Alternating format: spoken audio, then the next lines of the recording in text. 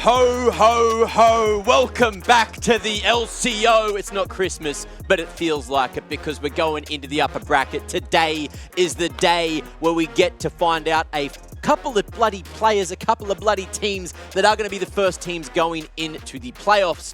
But of course, let's get into that in a little bit. We got Kitty, Skimmy, Rusty here to give you all the business. What kind of business has been going down? Kitty, what's been going on with you? Not much. I've been just living on Twitch and talking in Twitch terms and emotes, so life's been good, Mac. It really has, hasn't it? Pedra? Is that the new name? Yeah, what's the nickname? No, not on LCO as well. Okay. I've already been done dirty on LPL, not on LCO Well, we'll as see. well, We'll guys. see. What about you guys? How was your weekend? I mean, I had a wedding all weekend. I've been busy. Oh yeah, how's the partner?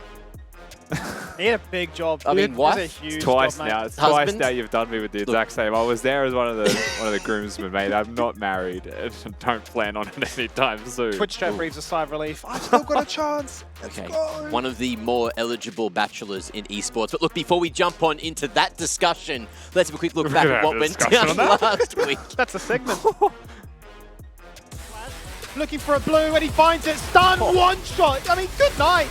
It's a little bit too easy for them. Hooping out the next one to focus on Dan. And he's in so much trouble. Dante flashing on his head. A wish, a dream, and a potential outplay. Look how much healing there is. But in the flash forward again from Memphis. And he's just going to get done. He's removed 2 carries. His job is complete. Fidos. Here we go, Skimmy. We certainly have. We've got the quickness, we've got the charm, we've got the damage potentially to land onto Bulldog, but he's got the Indomitable Will active right now, and there's the flash right afterwards. He hits the headbutt, he's the ball, you're locked inside the turret, there's the Inferno trigger, and that's what a Samira can do. Look how different it is when Samira is ahead. That was beautiful. And when you watch this kick off Fido, no flash. So they put a big target on his head. They say this is what we're after, but the reinforcements are so fast. And Fido bucks the trend, goes aggressive, gets the stun onto Dante and just survives. He is so tanky. And that's all you need, time. Hooper gets in, time was on their side. He's able to get all of the kills here and a nice little flag drag flash knockup makes sure that there's no flash from Memphis. And then Hooper gets Crazy scenes, and of course we said goodbye to the first team last week, which was Ground Zero, so we don't get to see any more GZ. Everyone's sad about it, even Kitty, you weren't here. Any take on those games last week? Are you sad to see Dante, Bulldog, and the rest of the boys go away? Yeah. Well, they're not dead. I'm sure they'll come back in Split 2, but yeah, it was really sad seeing tell you were our just like, where first do I team go with this? going away for Split 1. But it is a competition. This is normal, and we're going to be seeing more teams going away in the next few weeks. Yeah, getting sent to the bin, sent to jail, sent to prison, I don't know, maybe sent to Split 2. But look, before we get there, we got so much League of Legends left, and we got a bracket to have a look at as well to talk about what's gone down so far here in the group stage. You can see Dials, of course, with that bye in round 1, means we didn't get to see them last week. They've skipped patch 13.3, and they're all the way here in the upper bracket up against PGG, which is going to be the first game of today. And I can't wait to see not only what Direwolves have been working on over the extended break in comparison to some of these other teams, but also how they fare against PGG at the moment. Yeah, exactly. I mean, I'm really curious to sort of see how Direwolves can find themselves into this one. Given the sort of the mention that Chaz said in his interview about like you're watching these games in a previous patch, but you're preparing for a future one, but then scrims are in this weird conundrum of like, what are we actually practicing if everything's going to change in a future one? So I guess there's a little bit of a blessing and a burden, right? You've got that first seed as a chance to obviously watch all the competition, but massive shake-up on this patch. And obviously going up against PGG. That's the only team you've lost to, so definitely got a point to prove. Yeah, it's going to be a... Yes? Oh, sorry. I was just looking at the match history for PGG. I am so sorry, Mac, but I just need to touch on how PGG has been introducing some really wacky picks like the Galio mid and the Darius for top lane where it was directly into a Scion. I mean, we have received a few patch notes, patch changes since we are going to a new one, but I think PGG being able to introduce us with a completely different type of playstyle for these best of 3s is something that's really interesting to be looking forward to. Yeah, and we'll talk on that patch a little bit more in just a little bit, but let's look at Group B quickly. Rusty, tell me what's gone down here, who's going to win against TB up against the Chiefs, which is going to be that second game today.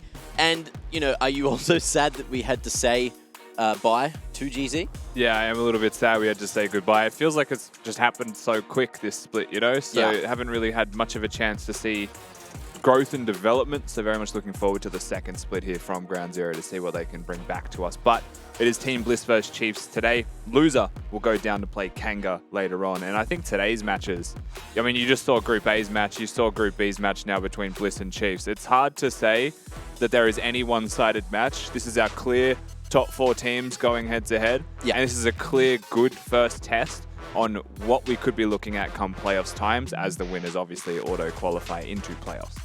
And look, as we're looking at the schedule here, of course, let's just touch on it again. Of course, that first game's not going to be happening before 5 p.m. We got a locked schedule. And if this game, for whatever reason, is quick, I really hope it's not. But if it is, we're not going to be moving that 8 p.m. game forward. That will still be starting at 8 p.m. Team Bliss up against the Chiefs as that second game of the day. And it should be a scorcher because I feel like Chiefs want some revenge.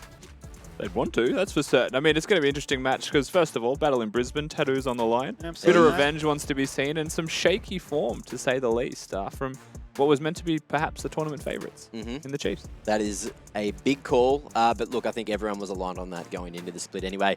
Something that we all have to be aligned on is patch 13.4. Let's have a quick look at some of the changes in terms of the champions. Kitty, what do you want to touch on here? There's a lot of champs with these changes. What sticks out to you? Ooh, so the champion that sticks out to me the most is that Aphelios has been buffed and will be making a return in patch 13.4, and that goes side by side with the Thresh being adjusted. I'm sure we already touched on this, how Thresh has an insane amount of ability haste when it comes to his Q, so he's able to CC on CC chain with that Q ability, but I think it is very nice to have him alongside the Aphelios, as Lulu is a really highly contested pick, so if that Lulu has been taken away, well, something like the Thresh can be considered, especially if we see a lot of Jarvan support in the current meta as well. Something else that I really wanted to talk about is Senna as well. I mean, Senna, she has been out of the meta for a very long time. She's only paired up with those tanky boys in the bottom, like Tom Kench, but I believe Skimmy said this, that we saw a Senna Cho'Gath in the Brazilian league, and it did wonders. Yeah, it certainly did. I mean, it's kind of interesting to see that Cho'Gath get a buff because he's already been fairly strong in solo queue. So to sort of push him into that direction just fuels the idea of another champion that can be flexible. Maybe not as diverse as Gragas, perhaps. I mean, maybe there is a world in which you put a Cho'Gath in the mid lane, but for sure there's a world in which you can play that top side, always flex it to bring back the return of a fasting Senna. And look, Rusty, tell me about what you want to talk about here. I think main picks, at least for our league, that you wanted to speak on include Elise. Yeah, Elise Maokai, Amumu for Mayfarn, Jarvan in general for most of the league as well. Yeah. A lot of these champions have been nerfed. A lot of those are the AP junglers. AP jungle is just so powerful right now in the first place. I do think that with these nerfs, it hasn't removed the Elise and the Maokai out of being a pick ban champion. Ideally, these nerfs work to the effect that we get to see them picked more than just permanently banned, right? Because I think that's a healthy change. The other one is that Jax, who we've been seeing constantly throughout the whole world, has been made a bit weaker earlier. Bit more reward on skill and still some solid scaling there from Jax, but generally speaking, it's a slight early game nerf, which makes a whole lot of sense and is the identity of the champion. So maybe more windows for opponents playing those Jax matchups to punish a bit better. Yeah, we'll see how these all escalate going into this new week of the LCO. But we've got a few more changes coming through, the system changes, a couple of nerfs, a couple of little changes across the board for some of these things. I know the jungle got a nerf, buff rather, you know, extra XP, extra gold. That's going to make my life easier when I'm jumping back into solo queue. But Kitty, what's it mean for the LCO? Ooh, what does it mean? Well, we might be seeing some more farm-heavy junglers coming back into patch 13.4. We also saw Viego getting buffed in that catalog, so we will have our eyes checked in on that. But my eyes are on Doran's Shield getting a slight adjustment. I believe the healing has gone down by 2 passive. I believe it used to be 8, now it's around 6. 6 to 4, I believe. 6 to 4. Minus 2. Well, due to this, a lot of top lane as well, due to how broken it used to be in the top lane, a lot of skill matchups that used to go Doran Shield for both sides, you wouldn't get punished as heavily as you would just trade and you could heal all back up and you can safely scale into a late game. But with this Doran Shield being nerfed, that does mean a lot of these laners can go back to something like the Doran's Blade, and that makes laning so much more important. Now, Skimmy, you called me Magic Mac last week, but this magical footwear, is that going to help me out or not? Oh, I mean, it certainly could, because it was helping out out a lot of these individuals for rushing their first mythic item, right? They'd get those boots for free, sell it to the shopkeeper, rush their first item complete, and you know we'd see mythics done before even the 10-minute mark, which is just bonkers. So they've just turned that down a little bit. Make sure that if you are going to get the free footwear, then you want to make sure that those are going to get converted to tier 2 as quickly as possible as well. Okay, Rusty, tell me about these support item changes real quick before we jump on into the big factor of the patch. Yeah, sure. I mean, Relic Shield and Steel Shoulder Guards got some HP regen buff, 25% increase from 50 to 75. Spectral Sickle and Spell Thieves went from 50% mana regeneration to 25% bonus mana regeneration. So they are really trying to nerf ranged enchanter-style champions, but as I'm sure Kitty wants to say here as well, I don't think it's going to stop them. Okay. It's not going to stop them, but I have realized how big the mana change for Spell Thieves in particular has hit in Enchanter supports. A lot of these teamfights, I've been playing a bit of solo queue, and a lot of these teamfights, you can't just mindlessly spam your spells anymore. You get punished a lot harder, and if these LCO supports don't manage their mana pool correctly in the preparing for teamfights, I suppose, you're going to be manaless. But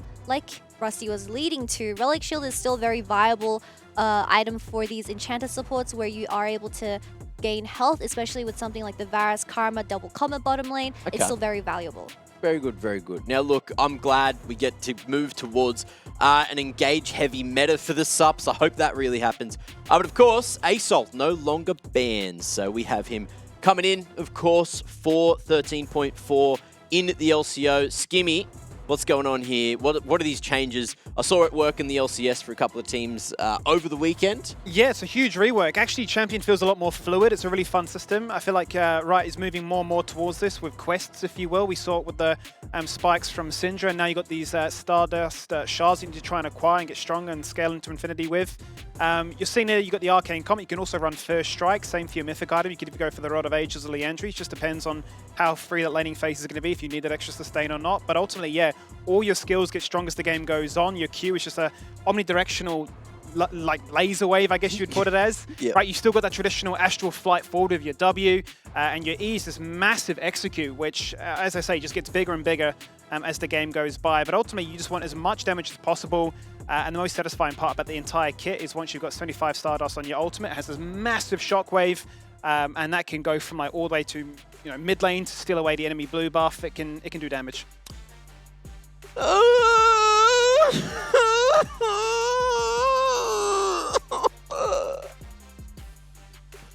Cry with me.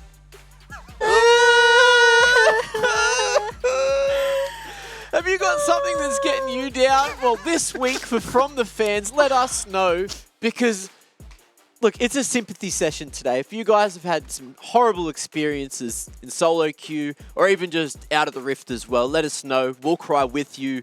And hopefully it'll make you feel better, of course. We can have a sob session. They need to switch the camera to us because they're crying. We're just cracking up Yeah. like, what the hell is going on here? Things that happen that you don't see in rehearsals. You never know what you're going to get. No, isn't that just me, though? You never know what you're going to get. So I'm good. like a Kinder Surprise. How good. You can get those on menu log, I heard. But look, either way, get those in hashtag LCO, of course, to let us know at LCO as well so they don't miss it. But we've got a few to have a look at already. All right, get the tissues out, get the waterworks ready, boys. What's going on here? We got Dar and Taris by match history. Understandable. Oh, that's so unfortunate, Dar. Oh. Relatable. You But gotta yes. laugh away the pain in this one. I can't cry this one out. That's all right. That's Do all right. you Look, end on a loss though, Dar? Let's run it back to a few other questions. Mate, That's look, the question for Not sure. quite yet. We got Kezi, we got Aiden here. Man, I was driving home the other day. I got brake checked and all my ice cream spilled. That is so sad. Spilled ice cream is never good, is it, Kitty? No, especially when you get a break check as well. It's just terrible on terrible, and they were no longer edible. Heartbroken emoji. So is that the cow on the beach with the man meme image in the caption? Because the dairy I'm got trying spilled. so hard to feel for the pain of this, but then I just saw that man and I was like, that's funny. That's good. That's good. Shout outs to the graphics individuals behind the scenes. Of course, we got Lavina as well. My boyfriend plays League of Legends professionally. See you later, why not? Yeah. Oh, Lavina, that's so sad. Oh, Oh, but what if he won? Oh no. yeah. It'd be That would such a suck. shame. What if that'd he got be to go so- overseas? Oh. Dream hack. What if he Oh, went to no. London? Oh, that would suck. What if he was good? Oh. Oh. Damn, look, either way, look, that's it. Make sure you get yours in if you want us to cry with you, try to make you feel better. Hopefully Why not crying right now? Did we, after that? did we make them feel better? Do you think we did a good job? I don't know. You have to laugh away the pain. Did we? Surely. You did, Kitty's most winning. definitely. We Kim. certainly did. Now, look, let's move on to the matchup discussion. We got a big game. We finally get to see Direwolves playing up against PGG. Let's see who we're going to be talking about first here. In the first game of the day, we've got Direwolves, and we've got a handsome-looking Decoy. The rest of the troops didn't show up to the lineup, though. Team DLC is getting one step closer to their full squad. I'm really excited to see how they perform, right? Because as we sort of narrative hype them coming into this one, 3 returning members from the PGG squad back together, strong foundation built upon there by Poltron and Zoranus, who had already showcased that, hey, this is my year to truly showcase what I can do, right? We felt like a case of him shot calling last year, has now been unleashed to do whatever he likes, has a massive, massive champion pool, and I'm sure flourishes when the patches change as wildly as this to say, yeah, if I lock in a flex champion, you know it is a flex champion. This is also what it feels like looking at Direwolves, having not seen them for 3 weeks. Yes. We actually don't know what brand of Direwolves is going to show And up. depending on how it goes today, we might fill these in or not, but I guess we'll see. Let's talk about PGG quickly. Of course, no one really knows what's going on with PGG because they've been scrimming in other bloody regions, so maybe they're bringing aspects of the PCS back to LCO. Maybe they're learning a thing or two from the overseas teams, but either way, they're here in the upper bracket and they looked very, very good up against Mammoth last week. Yeah, most definitely. I think Mammoth, not Mammoth, they lost in a 0-2 against 2-0. PGG. Yes, so yeah. unlucky for Mammoth, but good things for PG as we see a lot of development for them as they have been expanding their team identity. We saw from the interview as the players said that they wanted to, I guess, change the way they play. They have been hard focusing with the Vi, but even with Violet stepping up on that Zerion, they have introduced something like the Galleon Darius. Well, it's just very spicy things coming to patch 13.4. I remember that wall. Oh, Kratos so getting sad. just stuck between wall and wall, just full-on pincered. Now, Rusty, how do you think both these teams fare going up against one another? Because PGG took it last time, but in a best of 3, who do you think has the edge here? Yeah, I think the first game's going to tell a lot of the tale of this best of series, right? Because there's going to be a lot of new things that we perhaps aren't prepared for, or it'll be a case of playing exactly what we've seen of them in the past, and if that doesn't work, then they have to adapt. But that's the beauty of that best of 3, right? These are teams that have experienced players. They have the calm to try something different in game 1 and bounce back and be the same in game 2. Or they'll just try that tried and true recipe. But I'm expecting Pensnet to be the aggressors, Direwolves to be the ones to try and navigate around that and hit mid-game team fights. Okay, and of course we've got the tale as old as time, Praedyth up against Violet down in that bot lane as well. Yeah, the tale is all this time as Praedyth going into that best of 3, it really reminded me of his Aphelios is going to come back as we see a buff towards Aphelios and adjustment of Thresh and I believe Decoy and Praedyth. That was the thing that sent them to MSI the first place, especially with them playing alongside Chaz again. I mean, it's just not Chaz. Yeah, they are playing alongside Chaz. They I are, just yes, keep they thinking are. they're on PGG. It's What's certainly wrong not with me? Pabu. But yeah, isn't it so ironic that PGG, they now have Violet and Praedyth is going up against his old rival and his old org. Yeah, it seems to be the case, of course. Look, Dongy, him and Praedyth were teammates last split, so they might have a little bit of insight on one another. Maybe that'll unfold moving forward. But look, either way, we have someone to have a quick chat to. We got Poltron on the line. Mate, it has been a hot minute since we last spoke to you. How you feeling? How are you doing? Let's just get a quick check. Doing great. Doing great, Mac. You Fantastic sure? today. Yeah, well, I'm not sure about that one now. Yeah, ready for the best of 3. We had a long break. Actually, no, we had a really quick 2-0 last week against Peace, obviously. I was the MVP, the Twitch chat voted, my first one of the year. Very happy about that one.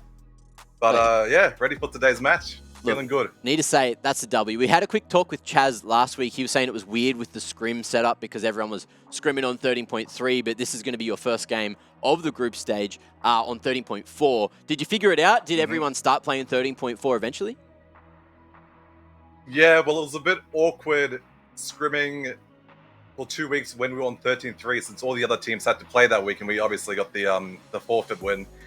So we did test a lot of stuff on 13.3, and then 13.4 did shift the meta a bit. I think it was actually a favorable shift for us, and we got a lot of good intel off that, and we have practiced our compositions for tonight. So feeling good. Well, I'm not going to leak too much about our draft prep, but yeah, I'm not stressed. not stressed at all. Well, hopefully we do get to see that intel being shown in this next best of 3. But my question is, you guys have been observing for, I believe, a week as PGG played up against Mammoth in a 2-0 fashion. So who will be your focus in terms of which carry you guys will want to shut down for this next match? Well, that's a tough one. I think both of the Pentanet wins against Mammoth were very one-sided. Not really much we can gather from that best of 3. I think they could have played basically any draft they wanted to and still won. I think they're just a much better team overall currently. So it's hard to tell. We've only seen, I think 9 games all up from, or 7 games all up, 8 games? I don't even know how many games. Few games all up from Pentanet, have not scrimmed them for ages. They'll probably pull out some crazy draft game 1, and I'm just going to be like, what on earth are these guys doing? But yeah, we'll just adapt in the moment. If we do drop game 1 because of that draft, we'll adapt game 2 and not worried about it. Okay, now quickly tell me, what are your thoughts on the jungle changes? Has it made you have to adapt your playstyle a little bit? You know, are you still the facilitator, or are you going to move into the carry role for the team? You'll find that out tonight, Mac. You'll find that out tonight, that's for sure. Oof, beautiful, beautiful. Well, can't wait to see the Poltron carry. Kitty, any quick questions? No, I'm just saying, a little birdie has told me that Mr. Poltron is a very big enjoyer of this Viego, and I have seen a bit of a buff coming into patch 13.4, but keep my eyes out for that big V. But Little best birdie, of luck, eh? Mr. Interesting. Poltron, and we will see you guys on the Rift. Hey, thank you. Appreciate it. Someone's getting slammed A later. bird named Zoranus. Big Z. Big Call Z. him out. Big Z, big... Poltron, you can see the anger in his eyes. It's a little bird, huh? Either way, look, I did want to quickly touch on every Viego pretty much we've seen this split so far hasn't gone well. They haven't been involved in kills, and, you know, Viego, got to be involved in kills, or... We saw the one Kinda useless. Ground Zero game, I believe it was, where Gooby played a really good Viego, but Yeah? I think that's pretty much it for the most part. Yeah. But look, changes to the jungle role itself could lend towards it. Yeah, more XP, more gold, more carry potential. More of mind course. controlling to the enemy for walking and overstepping in their lane, and then you get the kill on, and you reset in every single team fight because someone gets caught. Mhm. That's something the Ruin King does, I'm pretty sure. It's his passive. What are some other good, like, carry scaling junglers? Carthus, with an F. Ooh. Carthus. Kindred. Let's get some Poltron Cuffus? Kindred. Carthus. Poltron, this is your meta, mate. In the Absolutely. wrong spot back. Okay. Yeah, Kindred would be good. No, too. I just added 2 Fs. Yeah. It's, Yeah, Cuffeth. You have a problem? No. I wonder what Zoranus You wanna does screw when up he's more calling words for a with me? gank. I'm the best word screwer Oh no. you've ever seen. Help me, step jungler. I'm stuck. Give me a gank. Hey, none of that. Thank you very much. What? We're not even into a game yet, bro. I'm so Chill. excited for today. Somebody bang a game. Dude, it's literally the big four. We've got the big four today. You know, we're going to be putting 2 teams into playoffs already, or at least into the upper bracket, which means they have locked in playoffs. So potential for, you know, start of a couple of storylines, potential for rematches to happen as well if the teams that lose No today remakes. No remakes. do win, come back. You never bloody know. And someone that you never know who... wait, what? No. Hey, Dongy, what was I going to say? Yoza. Ha! That's what I was going to say. Yaza! Hey. Hey, what's going on? No, I was checking. Is that all I was going to say? Oh, yeah. Oh, cool. Kitty, what's your question? Well, hi Dongy, hi Shonfire in the background. I hope you guys are prepared for this next Hey. best of 3 because you guys had a very clean one last week. So my question is going to be about your opponents, which is going to be Chaz, and Dials had a what? They've had a early start to scrimming on patch 13.4. So what are your thoughts on your mid lane matchup? I feel like mid laner matchups is always like kind of 50-50. It's all depending on jungle matchup. So we have a better jungler, so I don't really care about Chaz at all. All right, big words, fighting words. Have the scrims been going well for you guys? You know, have you been adapting? Have you been bringing in some of those strats you're learning from the PCS teams into your own strats, or are you sort of just playing and refining what we've sort of seen from you guys before and just trying to make that what works for PGG? Oh yeah, for sure. Now, new macro stuff is kind of coming into our head. We're adapting really well. And we just have to focus on our team fighting now, so we're not afraid of anyone now. And something that has been rising in popularity is that Gragas, and particularly in mid lane. So do you care to explain to us why Gragas has been finding some light in the, especially LPL, I believe, LPL, LCK, and also a bit of PCS?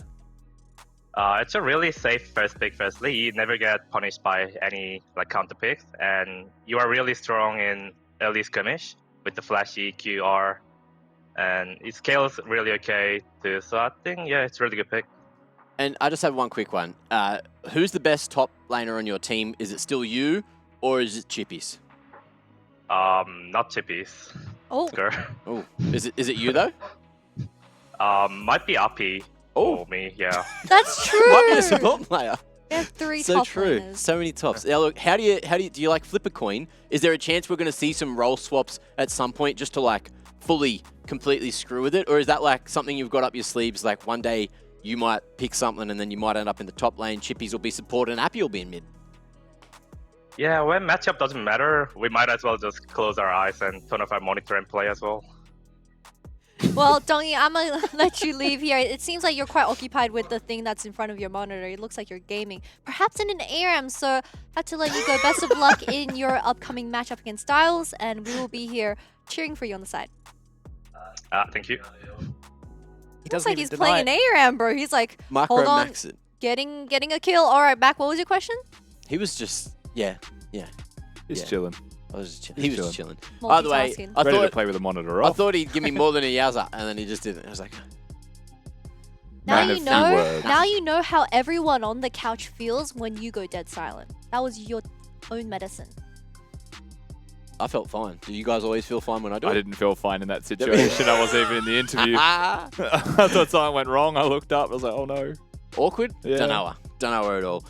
Look, we got to talk about their fan vote, of course. Time for you guys to get those little Twitch points in and tell us what you think is going to go down in this series today. I can't wait to see exactly what the people think, because our predictions, I feel like they might be a little scattered. I'd be surprised if we were all aligned in this one. I doubt anyone's gone 2-0, right? Right? Ooh, I Right? did see a 2-0 in right. the... We're all in same on the the- first page. We're actually all going to be very close then. We're Max? amazing. Max? Okay, hold up a second. We all went direwolves. We all went Direwolves. There's Okay. not a single PGG believer. To be fair. All right. I put Pentanet in first. And then someone was in the document and on my prediction, and I changed it to Pentanet.gg. And I changed it back to Dials. And I changed it back to Pentanet. I changed it 5 times. And Did I you let get it on peer pressured? Dials because I felt peer pressure that everyone else Let's see. was also Would, on Dials. would the side select change your mind? Do you think it could be that close of a matchup? Because we're about to have a quick look at who's picked what. Where we going? Direwolves, blue side Ooh, first. So interesting. getting that first pick. So that does mean PGG is going to have that counter. Expecting it to go topside because I think Zoranis versus Chippies is going to be a very interesting matchup. We see them having a lot of diverse playstyle when it does agree. come to their champion pool. But like I've been saying, I think any team can take the cake. I just don't know which side it's going to go to. And a big peer pressuring point was that I feel like if I don't go for Dials, Zoranis just wouldn't shut up about it in my ear for the next month about, it's like, oh my god, you're so I'm not fake. Okay, I Okay, got you from guys. now on, I'm doing my predictions fan. last Yeah. because I won't be peer pressured. Fake fan. I was here first Fake this fans. time, and everyone else copied me. That's my it reason happens. this time around. I do think it'll go to 3 though. you I think- will say that. Do you think PGG, you know how they sent us out jerseys when they made it to MSI? Yeah. Yeah. Do you think that they're all sad now that we didn't pick one of them for predictions? You got a I'm jersey? sad that one of us didn't pick You them got for a predictions. jersey? Hey, look, I You guys got a jersey? I did a triple egg shoey for PGG. Look, that's all I'm saying. That's Either way. true, actually. We both did shoeies. Did that. Look, let's have a quick look at the Team v Team stats, of course, before we jump on into Champ Select. 85% win rate, 83% win rate. There's not too much dividing these teams, but Kitty, what's the biggest factor here? I'm looking at that gold difference at 15. Direwolves, Yeah. on average, they're behind. Yeah, most definitely in the negatives, might I add, but PGG definitely having one of the best early games we have in the LCO. However, they do crumble once they don't get that early lead. But on Dials, on the other hand, we haven't seen too much in the early lead. They are very passive when it does come to that. They love picking the scaling, and they allow the champions like Talia or Felix or Zeri carry them in the late game. but I think Dials, they excel at team fighting. And that's the big difference for me, right, is they've got the most stable mid to late game do Direwolves. So if they can weather the storm and all the barrage that happens in those first 15 minutes from PGG, we've seen what PGG have done against Chiefs, right? If the first 15 don't get their way, mid to late does look like a bit of a wreck. So I think it's going to be a really interesting talk as to, yeah, who finds their advantage. Like mid lane, for example, I feel like they're both going to want to try and play these roaming champions that then link up with their junglers, kind of like what Dongy said, but I think my most exciting part will probably be that top lane once again, because we've seen that, yeah, Chippy's already showcased that, like, you know, TP's overrated, I'll just take Ignite and try and win. But then, you know, that Gnar from Zoranis in their defeat against PGG, he was like trying to 1v9, so I mean, big coin toss. Yeah, Dongy also said that Appy was the best top laner on the team, but he's also playing support, so I don't know how much that came out of his mouth is useful. Either way, they're not flexing roles. They could flex roles, but they're not today. Now, what are we expecting PGG to be putting on for that counter pick? Who's that going to? It probably won't be top lane because it's unless it is going to be a Darius angle or something, it's most likely that they'll pick flex picks in their first 3 and it'll end up going towards top lane as it usually does. So I'm expecting probably support comp counter. Not so much a counter pick, but a comp counter, which is where I think the real value is on red side. But I don't know if Appy has that in him.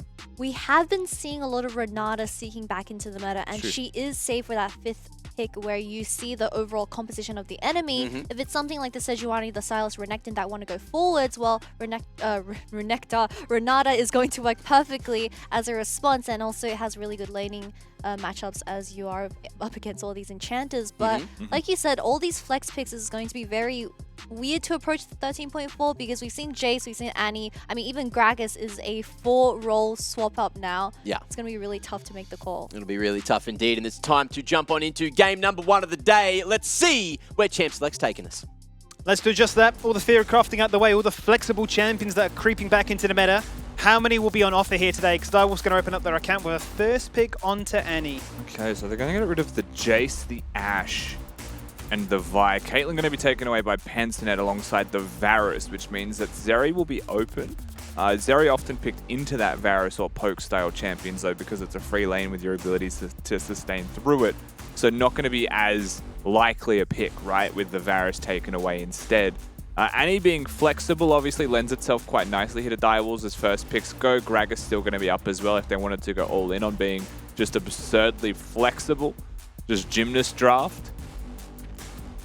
All we need now is Prayer to Lock and Jinx, and we've teleported all the way back to 2021, haven't we? The old rivalry between these two. What are you going to go for instead, though? I mean, Zaya Rakan is a Praetor decoy potential as well, right? We know decoy can play that Rakan. It's been rising up the ranks. Now the Zaya is there. You don't have to pick it third. It could just be considered through the ban phase because you've got plenty of choices. That is the beauty of current Zaya, is it is just quite simply a good pick. You know your matchup. You know Elise Sin already is going to be coming towards you. That's where Zaya excels, right? Kiting backwards, unless you go for that ult flash, Gale Force, you know, hyper-aggressive, Raze-esque from last week, yeah, Zaya style. Annie and Gragas, though, going to be locked in, so keep PGG guessing as to what these lane assignments may in fact be. PGG hovering a Morgana, which we've not seen in a hot minute, and this is going to look to be a little bit more stable, a little bit more secure. If they go for the Nautilus, they kill comp.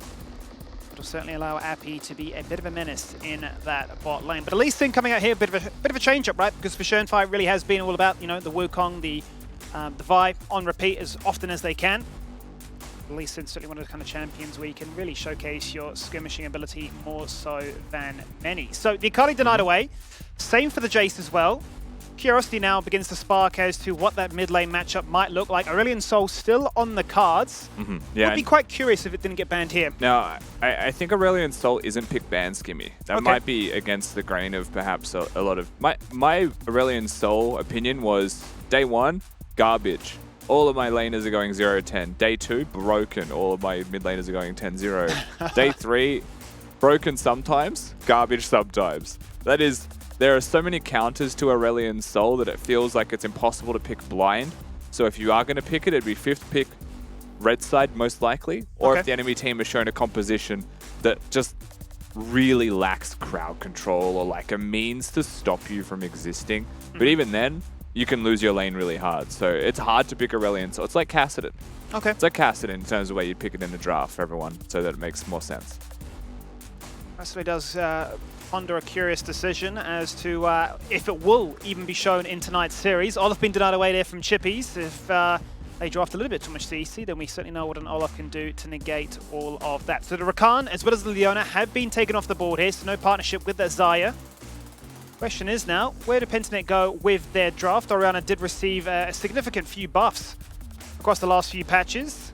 Yet to see it.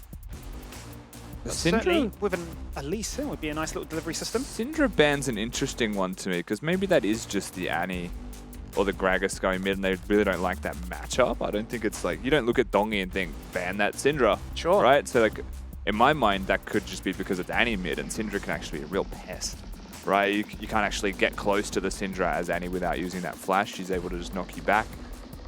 So we'll see how they actually choose to pan out this draft. They will have to reveal everything now anyway. As the Renata does in fact get locked in. And in terms of jungle champions here, they have magic damage for sure in both solo laners, if not a Gragas already. So you're looking for physical damage, which opens up Yasuo mid if you're going to go Gragas jungle. It opens up, standard staple, Renekton style top laners as well. If you want to, they have a shield on all 4 of them. Renekton does have that shield break with the W. But again, so flexible is this Direwolves draft. We don't know what role they're going until they lock it in.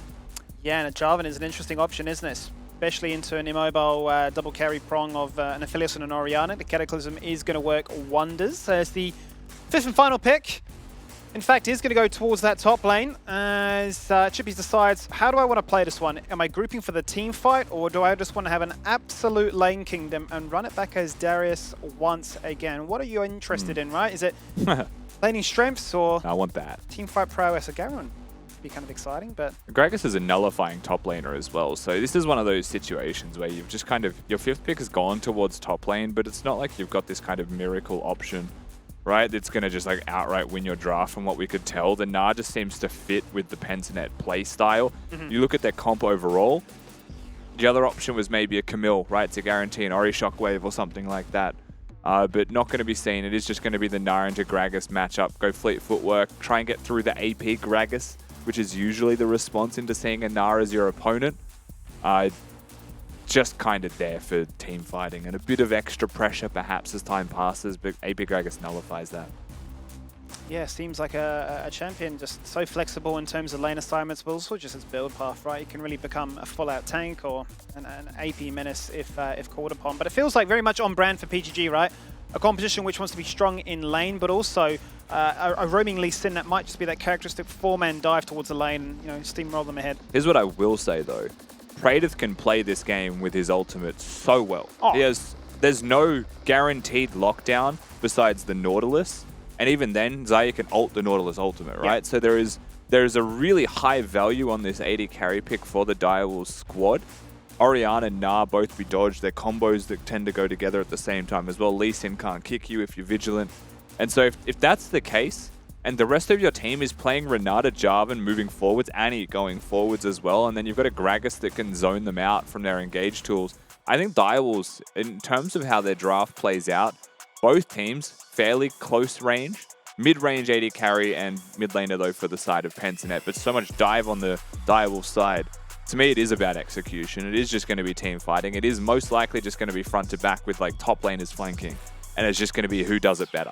Yeah, I agree. It feels very flexible in the approach that Direwolves can use it to disengage or have the fight come towards them and use a Gragas barrel to get themselves out of harm's way, or the Renata hostile takeover, or just, pressure their agenda, go into their faces and say, we know what you're about. You want to be aggressive. That is not going to happen on our watch tonight. Well, let's jump into it. The upper bracket wants to get another best of 3, the big heavyweights in the region, as we battle to try and figure out who is the best team in the LCO this year round. Direwolves stepping into the group stage for their first showing. A brand new patch to see what they've been cooking behind the scenes. I will say the one big point of difference as well between both comps while we're looking at them in the downtime between when minions spawn is Pentanet can poke, can posture, and can harass. Direwolves don't really have the luxury of posturing. They have more of a need to actually find the engage angle, right? Like an Annie's not going to sit there like an Orianna and just place the ball, maneuver, and position. She's going to physically move herself to look for a Tibbers. So it is much more committal when the plays happen. As you can see, Chaz starting E at level 1, just make sure that Orianna cannot harass. one of the most annoying abilities in the game now that spells proc the shield damage is kind of gross. Yeah, the Retaliate is pretty infuriating to say the least. As a trade will continue here in the Riverside, not even in lane at this point. Eyes on experience here as well. Zoran is going to try and do as much damage as he possibly can. Chippies has to tank that Q to get in for experience range. As stated, though, it is going to be AP Gragas and a Fleet Footwork now with Doran's shield. Now, that was nerfed, so it's not going to be as much sustain as it was before, which really hurts Nah in this matchup, because a first strike Gragas will do so much damage on that 30-second cooldown or window, and Chippies just may not be able to sustain his way through all of it. No, he certainly may not. You're seeing already Weather down to 50%, chugging through all those potions. Are fully reliant now on runes, as well as the Doran shield. A double first strike setup for Direwolves in both their solo lanes, right? So damage execution phases, as well as free income to try and bring them into that post 15-minute margin is going to be highly impressive. But I'm very excited for this bot lane matchup more so than anything, right? Feels like both have so much potential to try and win this this very first game in the series. Ultron going to be roaming towards the bottom side of the map here as well. The only thing that he can look towards is a blue buff. And Gromp has first move from his bot lane if he wants to, but it's really close to a Pensinet if a roam were to take place. Has seen the blue buff being hit, is about to look at it now. And he certainly is, and his bot lane is rotating. Shenfire conflicted, do I go for this or not? No, forced to ward hop away. The blue buff is partially reset, but not enough for him to feel confident to go in there, not in a 1v3.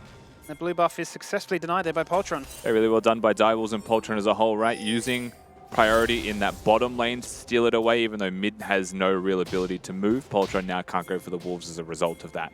So has to consider playing a bit slower. Actually, he's going to find Dongy. He certainly is. Dongy just face checking to plant a ward in the pixel bush there. Feeling confident, knowing that Shenfire was just at that wolf camp, but he's going to cop a bit of damage. Same thing happens bot side now. Appy flashing away, having received the ignite. Looking for a little cheeky interaction here as they crest over to that level 3 mark. Appy low HP, has got the ability to throw a hook if the Lee Sin was nearby. Poltron just going to be hovering in the first place, not going to go towards camps yet. But a warded ping is placed on his Krugs, and it is his Raptors that he's going to go through. So I know that Jarvan's here. Pensinet not going to play aggressive, not going to look for that play just yet. We'll continue to just farm up and clear those jungle camps. Business as usual. Certainly is. Still is going to be the Hex Flash taken here by Appy's Nautilus. So we'll have some windows, even though the flash is down, to maybe get a little bit aggressive like this. We know that Shenfire is in the bottom triad bush. Wins that Hex Flash, going to come on out to try and find the angle. Just going to step up to the wave. Violet jumps in. 2-man Graviton hook. They found their target. They found their kill. Will they settle for one or will they find two? Shen takes the turret aggro and says maybe a little bit too far gone. That's a massive wave lost. Yeah, really nicely done by Pensinet, specifically Violet as well for being able to find the angle. Blue and purple weapons, steps forwards, just is able to press that Q, lock them both down. Means Nautilus will never miss that hook. And it also means that Lee Sin's able to get free damage application down with no concern at all. Well done by Pensinet. Feels like, you know, they knew the Lee Sin would be bot side. He goes, does a camp, just comes back bottom. The angle's still there. And they know that Jarvan's not going to stick around for that long, right? So just able to hang out. Little pointless health trade mid, I will say. I mean, yeah, just chucking out skill shots, aren't we? Fun. You know, low mana. Soon to be low HP at this point as well. But yeah, great little opportunity there for PGG to seize the moment and punish the overexertion. Maybe a false sense of security, having burnt their flash on the side of PGG, feeling a little bit too safe in their ability to staunch them out for another fight as well. So, resetting back onto the map, Shenfire now playing towards the top side. Chippy's HP bar looking a little bit more healthy this time around. But still, I think, you know, 5.5 minutes in, everyone's playing the way you would expect. Pensinet are the ones going to constantly try and look for these plays. Zoranus is one of the few lanes where you'll find potential kills or success, but ultimately has found himself down an entire wave. He's going to have to stay to catch this one as Chippy's used his Mega Gnar ultimate onto it. They're just trying to really force control tempo in top lane. Gets himself a turret plate for it. Zoranus hasn't been able to get that base off to get a tier or anything of the like. Pensinet feeling very steady in this game. Yeah, it's what I need to do, right? Is make sure they have eyes in the skies to where Poltron is, and there's one ward tracking him right now as he makes the move towards this bottom lane again. It's a cheeky ward. It's not one you would ever expect to see. But you love those kind of wards, yes, don't you? They are the best. Any ward that you can place where the requirement to clear it is a sweeper, not a control ward, is, in my opinion, a valuable ward. Because now you see the sweeper in lane, to what value, right? Yeah, because he's walked past the vision to try and set up for this and has not considered vision would be there. I really love wards like that. I think that creativity can be used so well. Appy's... Oh! That's a really nice handshake, and that's Appy completely fluffing the hook away. Gets punished. Decoy is going to be the one to pick up that kill. Fluff's a good word for it, Skimmy. I mean... he's hooked a minion point blank. It's a little bit how you going. There's a flowchart of things that he could do, and he's chose none of the above. I'm going to hook this minion, have a bit of a snack. It's really unfortunate. Oh, okay, Chippies. There's the flash. Okay. Ult for flash, very good trade of Summoners there. Zoranus will be happy with that one. Also has got a very nice teleport timer off when you consider he has the tier and the catalyst. So while he was forced to stick around and has fallen behind in farm, the purchase itself is still going to be really good for him right now. And Gragas is a nullifying pick in the end, right? So now he's going to be able to nullify everything. And Chippies is probably just going to focus on pushing and leaving. You should no doubt be pretty content now, just farming up with the Catalyst procs as well as the tier stacking up, and then rock up to the team fight and become that absolute nightmare. BC, favoured it seems from the fan vote as well. About 60% of the viewers believing that Dire was favoured as well. It's actually surprising that none of us actually went the way of PGG. Isn't it? I thought someone would. You know, I was putting my predictions in. I was the first one to do it. And I thought, I'll go 2 on Direwolves because I think we'll go to 3. Yeah, I'm hoping for 3. Couldn't pick a direction. Just had a little bit more faith, I think, in the ability for Direwolves. Is might have to hold the conversation. Churnfire, not 6 though. Yes, Sonic Wave, looking for the Shockwave. Great flash away there by Chaz, completely denying the mid-jungle combo. But now he's going to be very susceptible to a further gank in that mid lane. Very true. Churnfire also was about 2 minions off level 6, so there might have been a world that they played a bit more patiently. They could have perhaps looked for the Shockwave to kick it off with an ult to follow through. Either way, they'll get the flash, right? So they will still get the important Summoner spell, means that Churnfire can absolutely come back another time. As Direwolves are going to find a plethora of control wards, each with 1 to clear. Feels like a mini quest. Does beg the question though, with both teams being seemingly allergic to these neutrals, no interest towards the Dragon or the Herald at this point. Having those flashes down, does that mean that we are just going to be sticking to our lanes for the meantime? Fully reliant on that vision. I mean, Skimmy, consider the stats that we saw earlier for Direwolves, who averaged being down in gold at 15 minutes, even though they had like a 6-1 scoreline through the first round robin. 6-1, but averaging behind in gold. Pensanet averaged 3,000 odd ahead, but right now it's only 500 gold difference between them. I think if you're a team that wants to scale, hit 1 item, 2 item spikes, and then find picks and team fights, you're pretty content with no objective being looked at for the first 9 minutes. No doubt. Slows the game down a lot, buys a lot of time for you to get to those fights.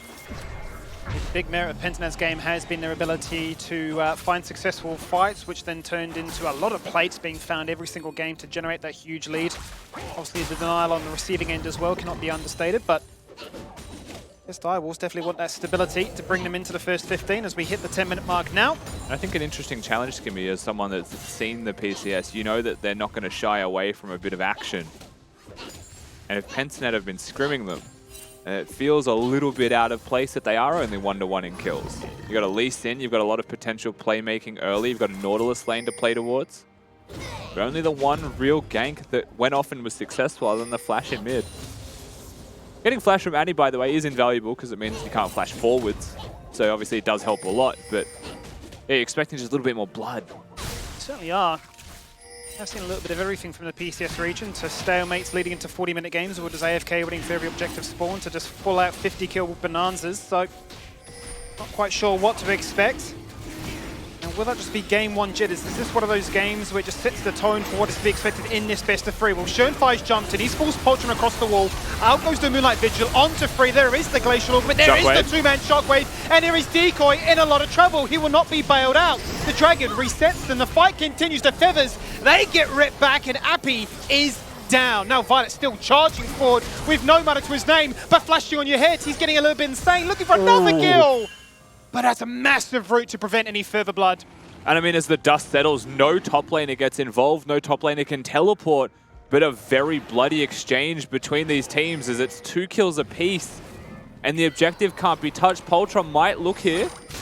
Find Violet. No, Violet is in trouble. Cataclysm on his head. There's a headache.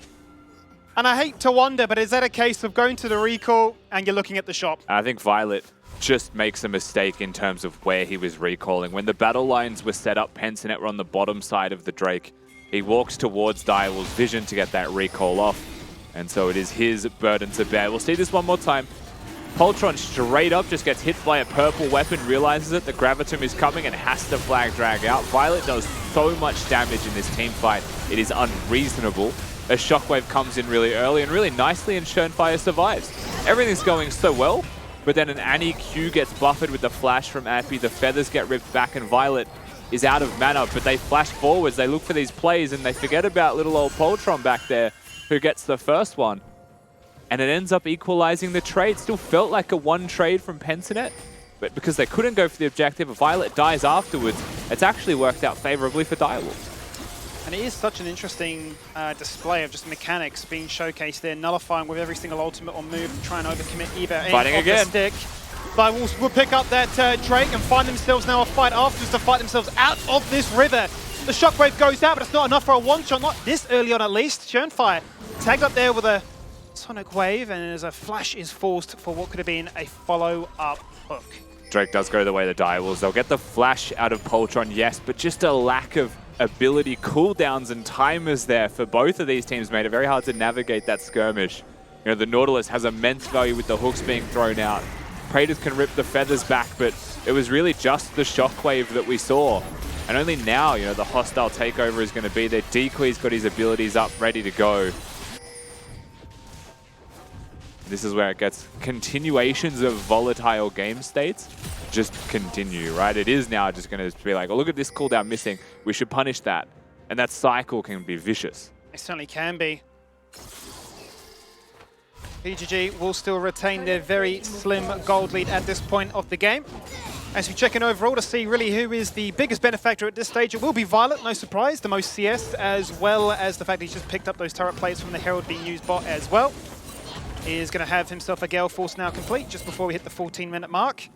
I will say though, yes, it looks like a very scary Jarvan at 2-0-2, but having lost that flash, might not find the easiest windows to abuse it. Speaking of flashes not being available, however, look at the Pensinet side and consider that there is a Jarvan staring them down with a completed Gore Drinker there. So it can be pretty dicey. Chaz also has his flash back and available, which means the Tibbers is up.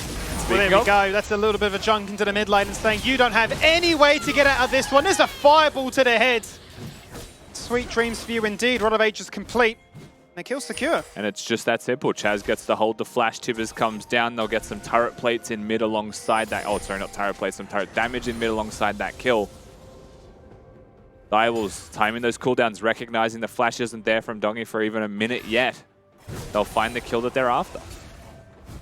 So, shoving the wave. As you said, the plates are gone, so it's just turret damage. Schönfire still hovering bot lane, looking to see if there's anything to be found here. Very hard to dive a Renata when she has the ultimate on, especially with Violet. He can cleanse it, actually, so the dive is possible. Praetor gets the focus. Sonic Wave has gone out. Moonlight Vigil, that's going to force out that one. Appy's just hit the wall again. Two-man knock-up, and there is the hostile takeover. There is Praetor looking for a kill, but he can't get the reset. He can't find what he needs. He'll find at least one.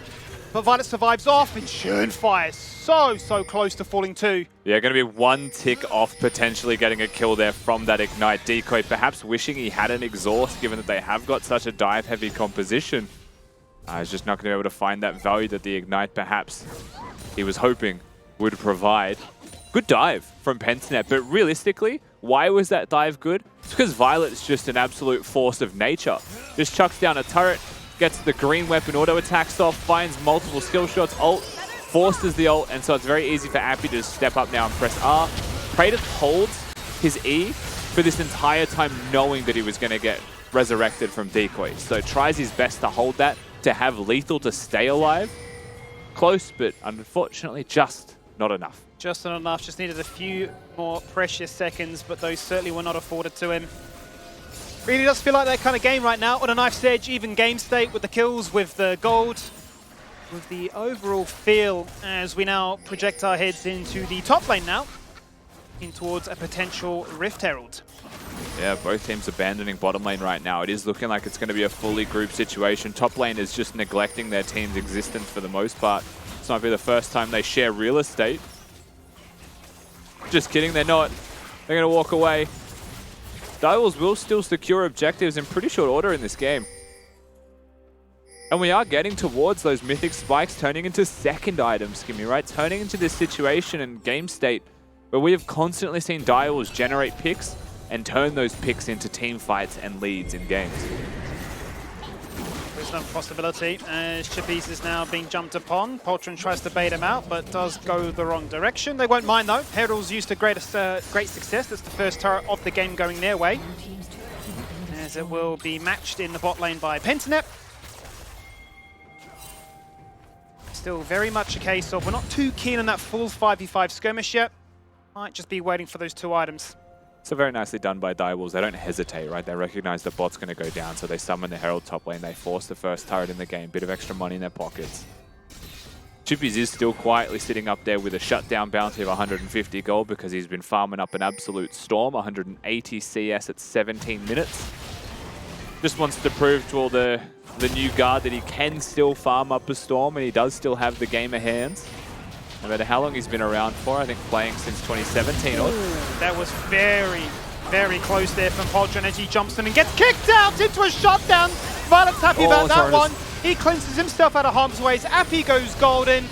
And that is going to be Zoran is completely isolated from the rest of the team. Going to get punished, going to get taken on down unless a body slam buys him enough time. No, a ward hop. And a kill confirmed, and a disengage after. Nicely done by Pentanet, for sure. They get themselves a couple of picks. Top laners will get into the mix for the first time this game. Direwolves is now going to resolve themselves to push mid. They're actually going to be able to break what looks like a full turret for this. So even in a losing situation, they'll get something. But the Drake goes the way of Pentanet. The kills go the way of Pentanet. And a comedy of unfortunate errors here for Direwolves. Poltron goes in first and foremost before his team can get there. Renata tries to use the ultimate to help him out, but they just kick him out and get lethal damage. Zoranus misses everything. And we also misses it in slow motion now with extra frames. Appy goes gold and just buys time for the rest of his team as they're just going to chase down the Gragas, who's now punished for his sins. I don't know if it would have made much of a difference to him if that ultimate connected, but perhaps scattering the ranks of Pentanet could have been at least useful. Yeah. Unfortunately, just an airball. Possibly could have been a match trade as casualties were found in that one, but it does feel bad to find your first major interaction fall flat like that. See then what Pentanet will do with this lead, because as much as we hype up this rivalry between Predator and Violet right now, they do have the most kills for their sides. Certainly have the gold injection they need to try and carry it. I'm quite curious if it is going to be like one of those old school games of years gone by where it is, 30, 40 minutes into this one, who can team fight better? I mean, I'll be honest, right now, Pentanet looking like they have got the makings of just strong decision making and team fight execution. More than anything else, the team fight execution, right? They've got this Orianna composition that's just happily farming. And Annie feels like Annie's easy to play, right? Let's be perfectly clear here. Annie, very simple to play. You get one good Tibbers-off in a team fight, you can win the whole game for it. But that comes at a cost of being closer range than someone like the Orianna who can just throw out a shockwave, and if it misses, 60-second cooldown. Just walk it off. You're not next to the shockwave that you threw anyway, right? You can be mid-range from it. And so I think with that in mind, if this is an even game and that is a farmed Orianna and a fed frontline that can stand in front of it, which it is, right? A fairly large Lee Sin, Gnar, and a couple of kills even on the Nautilus just quietly. They can just sit back, throw pot shots, and make team fights really easy to execute. Direwolves, a team who we have complimented for their execution when it comes to mid to late game. Gonna definitely have to step up and not make mistakes, because Pentanet not afraid to punish real quick. Certainly aren't. I think the big question mark we've always had around Direwolves, though, is what is their brand of League of Legends, the split, right? We've certainly said that we've seen a lot of aggression coming out of PGG. We've certainly seen globals and the likes from Chiefs, chaotic nature from Bliss. Yet to see really what the true standing feature is from the Wolfpack so far. Praetor's looking good so far in this one, though, I will say, is teams now starting to nestle around the middle lane. Both AD carries actually have been very impressive. It does feel like a bit of a throwback game. Yeah. With how forms have come back. They're starting to get closer to their prime. It's certainly what you want at the same time as well, right? You definitely don't want a wash out of a game when you've got that storied history between the two. As we poke our head into these side lanes now, and it really is just going to be protection afforded here to allow Violet to siege up in the mid lane, answered here by Zoranis, but the biggest winner certainly has to be Dongi, now left unattended in the bot lane, freely farming and bridging that rather meaty CS lead over Jazz. Chaz going to try his best to keep up, but definitely cannot clear as fast as an Orianna can. 2 items done for both AD carries here, though, in different directions to be seen from both Violet and Praetor. The very quick blades versus the Infinity Edge. Both going for the 40% crit chance activation item, but Violet going to be getting those auto attacks off. Praetor looking for the rip back and permanent W uptime. Yeah. That does seem to be the killer difference here, right? The uptime, the sustained DPS versus that sort of 1 killer punch from a great Moonlight Vigil or a really nicely set up green weapon. I mean, to be honest, Zoranis. Yeah, Zoranis going to really have everything thrown at him, and may just still live to tell the tale. He's going to flash away. Now 4 members committed towards taking him. There's the TP to try and back him up. There's a flash and a gnash straight into a wall. Cop the boulder and get put to rest. As now Poltron isolates out Violet, who just says, come at me, I'll take you on. Nearly gets taken on down, but it's not to be the case. Chaz was that cavalry, was that answer, but even he's not enough to 1v4. I mean, Chaz, the reinforcement, seems to have been stuck perhaps into that fight. We didn't see exactly how it continued down in bottom. But a flash ultimate from Chippy's locks them next to the wall, and Pensinet find 2 picks. Starts by finding the top laner of Direwolves, ends up getting the mid laner. And while Violet does inevitably have to flash away, it was perhaps 1 crit off trading and actually getting out with a kill in his pockets as well. I would say 23 minutes in spot check, Direwolves not keeping up with Pensinet at all. Pensinet looking like the superior team. See this skirmish again. I think Appy hit that blast cone to make sure Zoranis couldn't, because a flash auto attack might have got him to safety. But Chippy hits Mega, knocks him into the wall, so there is no body slam cooldowns there for Schönfire. If that were the case, Schönfire couldn't come in.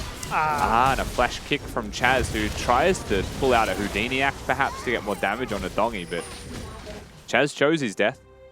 Yeah, punished accordingly, wasn't it? Right, you're not going to get a greedy 1v4 pick like that for free, not at all. As Appy, who used to start it up, he's going to find himself a beautifully buffed hook to disengage away, completely faulting the attempts of the Direwolves retaliation as they get aggressive in the enemy side jungle.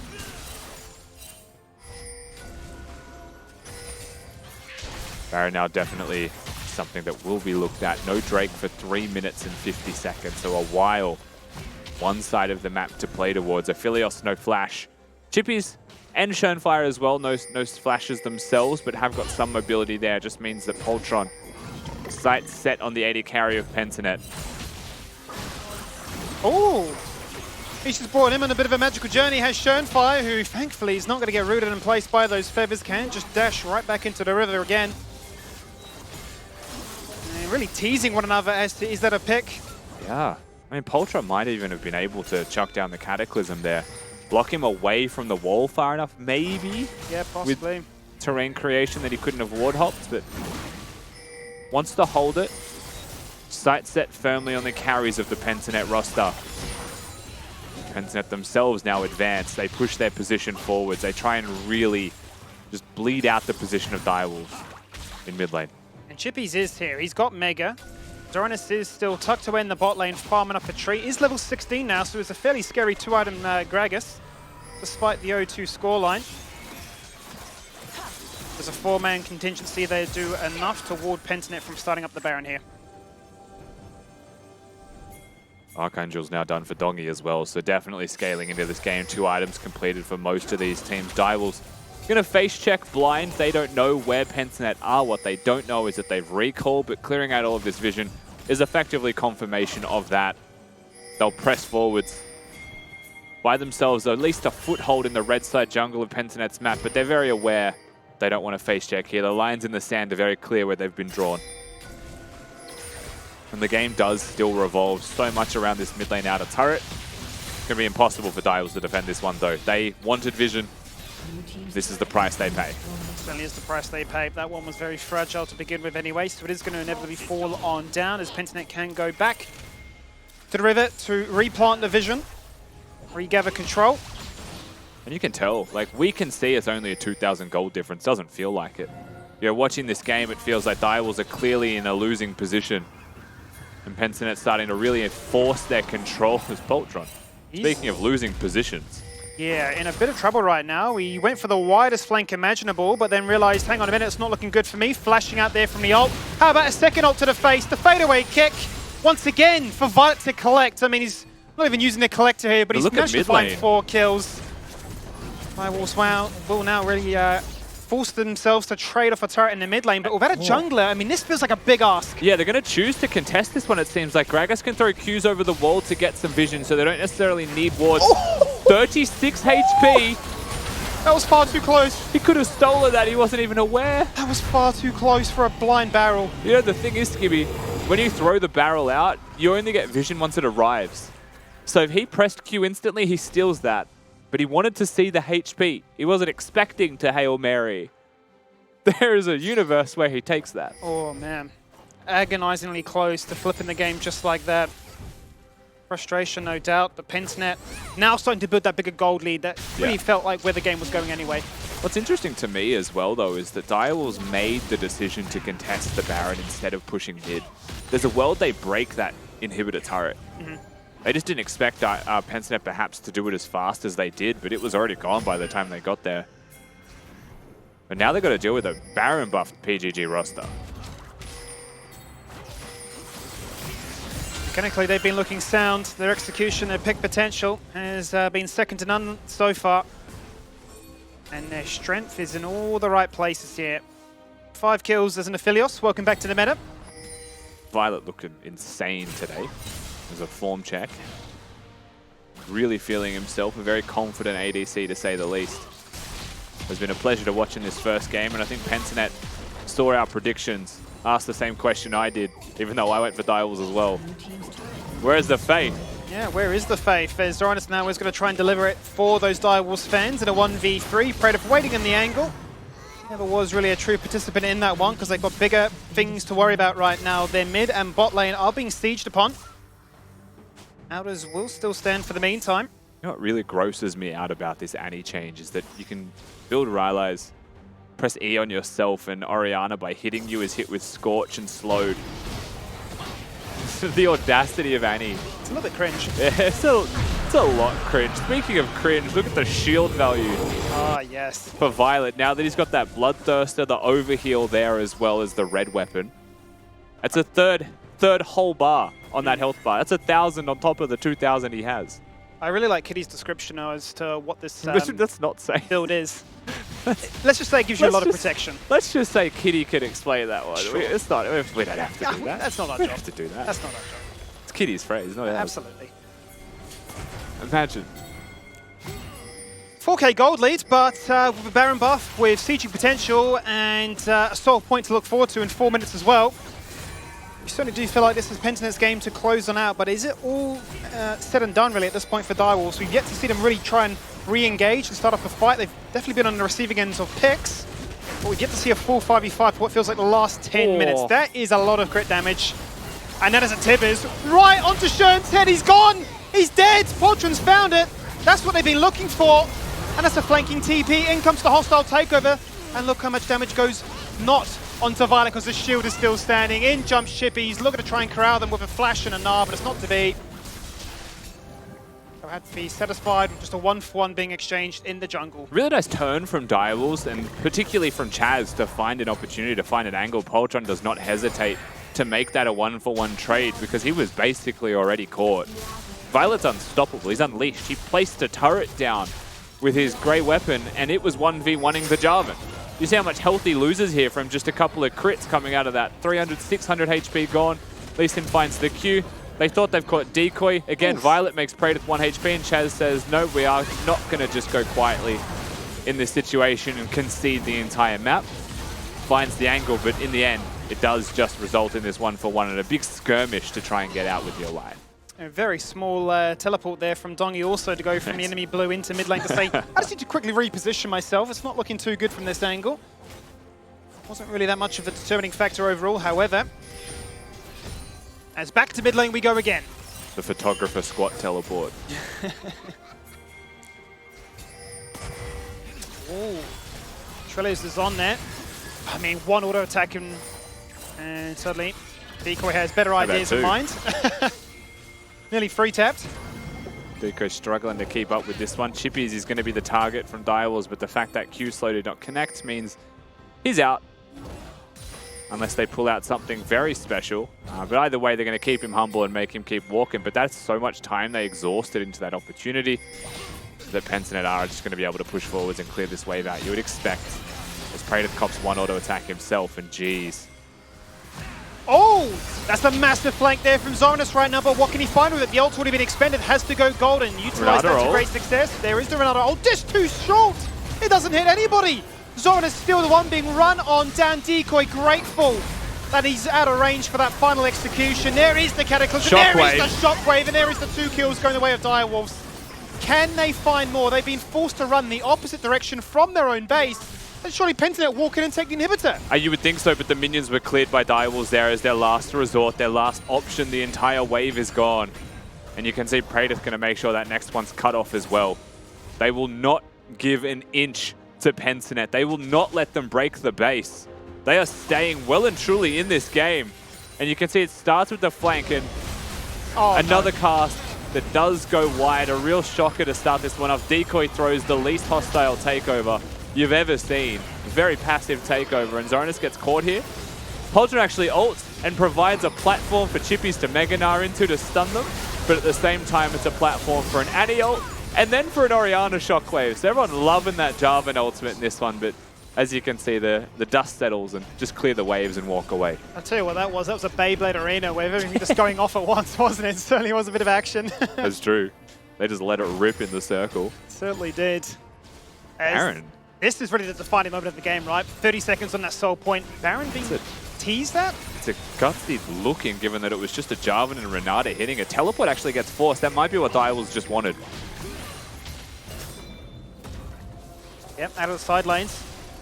And if it was hard to try and take down Violet before, now he's got himself a Guardian Angel nearly at full build at 33 minutes here as we enter into an agonizing pause. You have to wonder the amount of tension leading into this one with the Baron and that soul point up for grabs.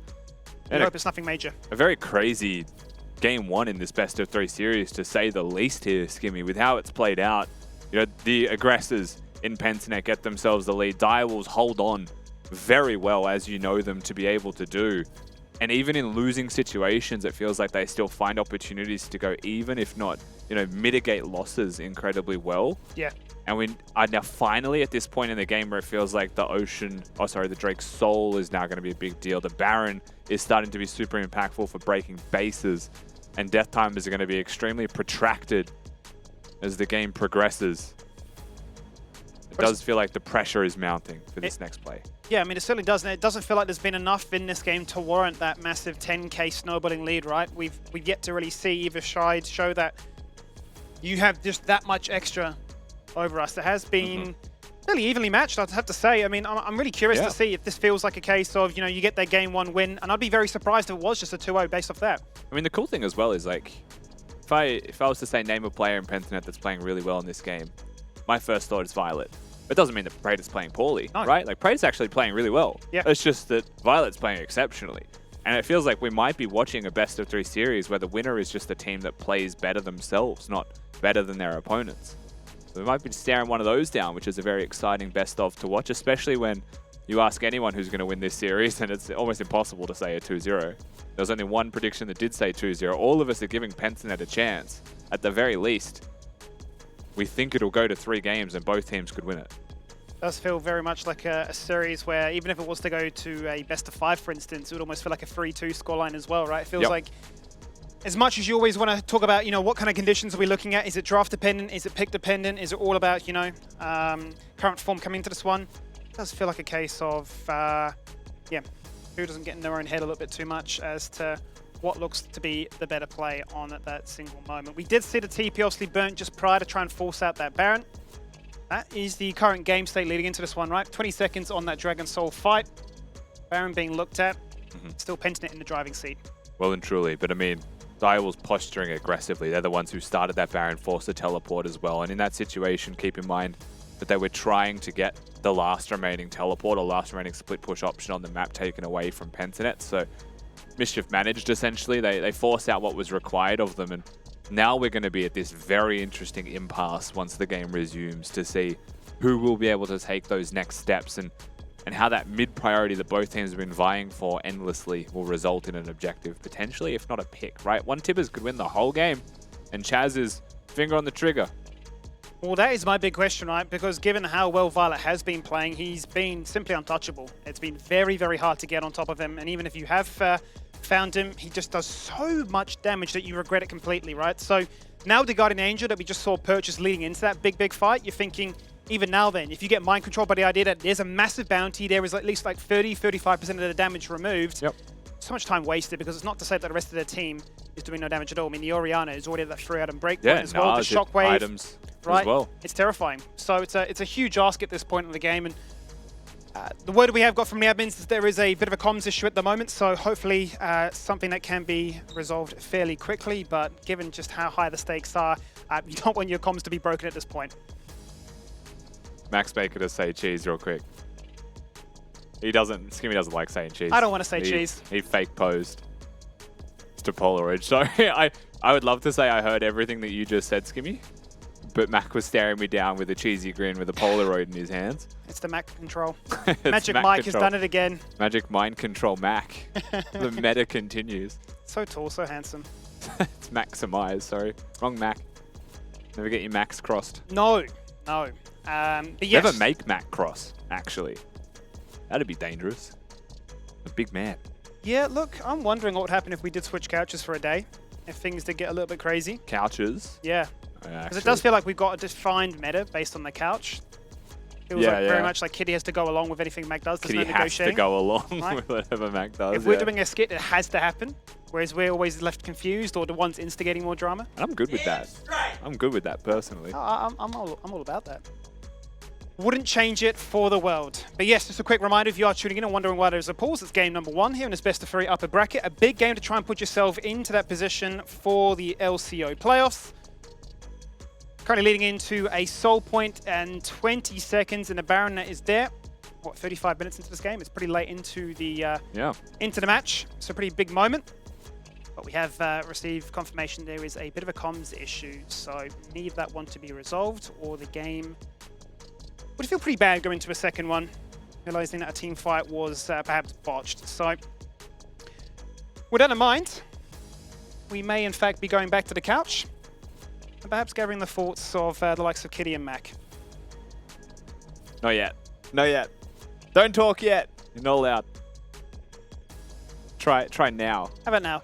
Hey! There you go. I jumped the gun. I wasn't unmuted yet. Yeah, look, great game so far. Welcome to the LCO Haven't even unbuttoned my shirt mid-match yet. toilet break. So you guys, look, this is the perfect opportunity to go and relieve yourselves and get ready to watch the end of this match, because it couldn't be closer. What? It's just true.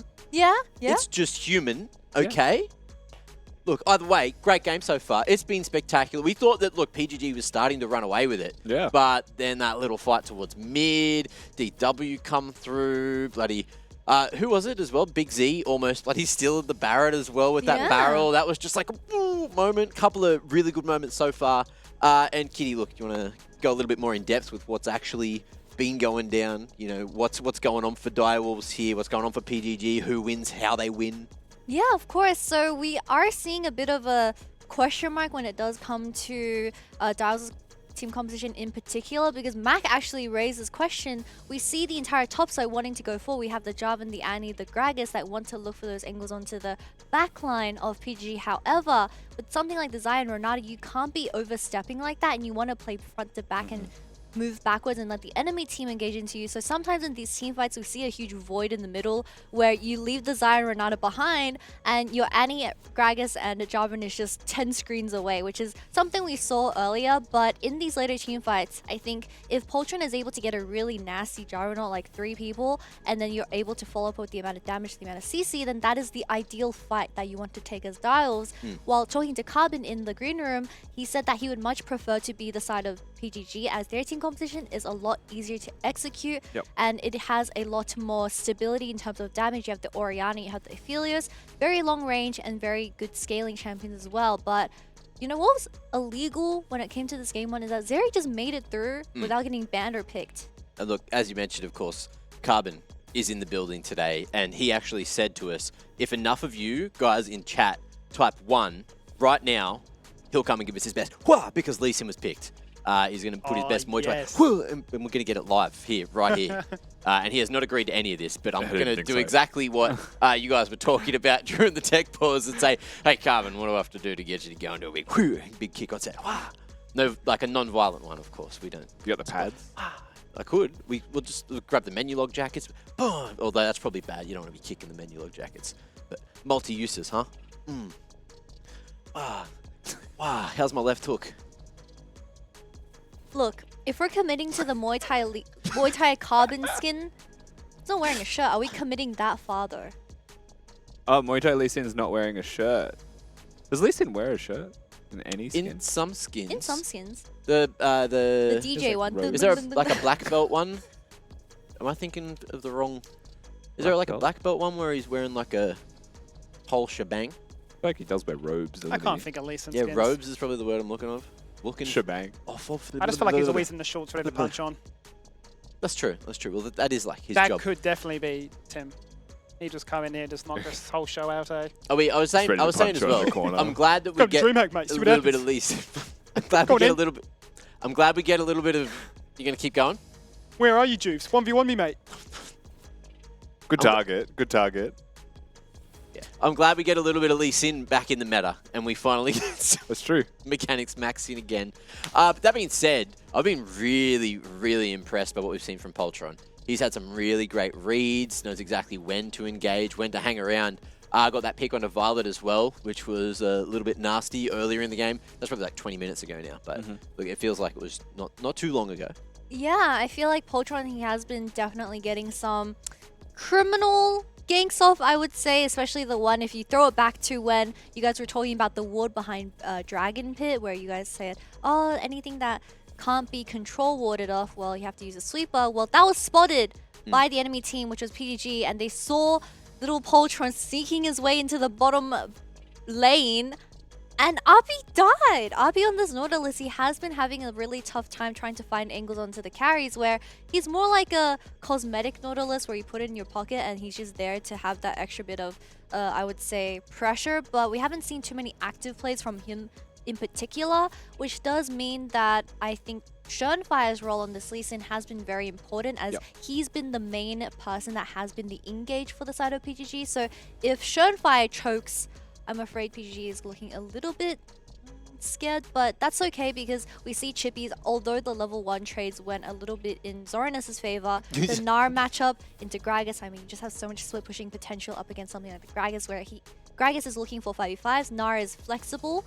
So if Dials lets Chippies does whatever he wants on the side lane, I mean, they're already on 3 dragons and they're looking for that 4th. I will say as well, it does feel like Zoranus has been a little bit out of sorts as well, right? You think back to the previous weeks, there was these moments where Zoranus would find someone, and that's where Direwolves found their way into games and into team fights, even in losing situations, where it feels like the Zoranus that we've seen, we got one good teleport from him, but the execution, I think it's been 3 times now out of like 4 fights, has just flat missed the Gragas ult, and the whole combo's missed, and then it's just kind of had to run away for the rest of the team fight just to buy time. So it hasn't really been the same Zoranus that we're used to seeing. There's been a couple of those little sad accidents going down, which fortunately, you know, falls under our theme of From the Fans today, where, you know, sometimes we have to cry with them.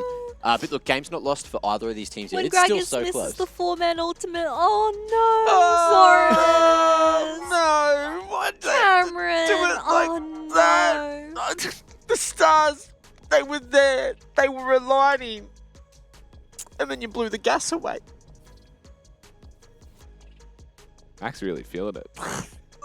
Alright, so let's take a look at the From the Fans as we explain all the sub-stories while Mac is still trying to get his emotions out on the side. Oh, yeah. So, damn, I'd come up too early. Hey, I'm so sad. Toasty exists. What's going on here? I had a game yesterday where almost all of my team hard-fed. Didn't matter that the Olaf and I both got giga-fed when almost all of the other team was extremely fed. Also, fun fact, I learned from it a Belveth. A Belveth with 200 stacks can't 1v9. There you go. There you go. It's also, you know, you got to get that Baron. If the other team's stacked, it's really hard for you to get Baron, so you can't make little minions, can't do little pushy with the millions of minis. Gift.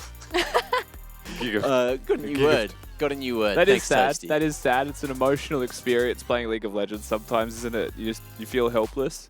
Speaking as a support main, often you feel helpless when you're just losing because you don't have money. This goes back to Rusty that other time where I made some joke on Twitter and it's like, but as long as you're learning while you're losing, you know, it's okay. Yeah. And he has. There's a lesson in there, wasn't there? It was a lesson. It's a hard lesson. 201 stacks in future. Toasty. Maybe that's the key. So you Make don't sure get you key get grift. those buffs. Make sure you focus on those buffs. Keep diving, keep stealing, keep doing what you need to. We got Why Not, who's chilling on the Twitter sphere. My bot lane refuses to leash me and keep talking about Prio or something. I don't know. What's that? What's that? What is this P word that Why Not is referring to? Prio? Prio?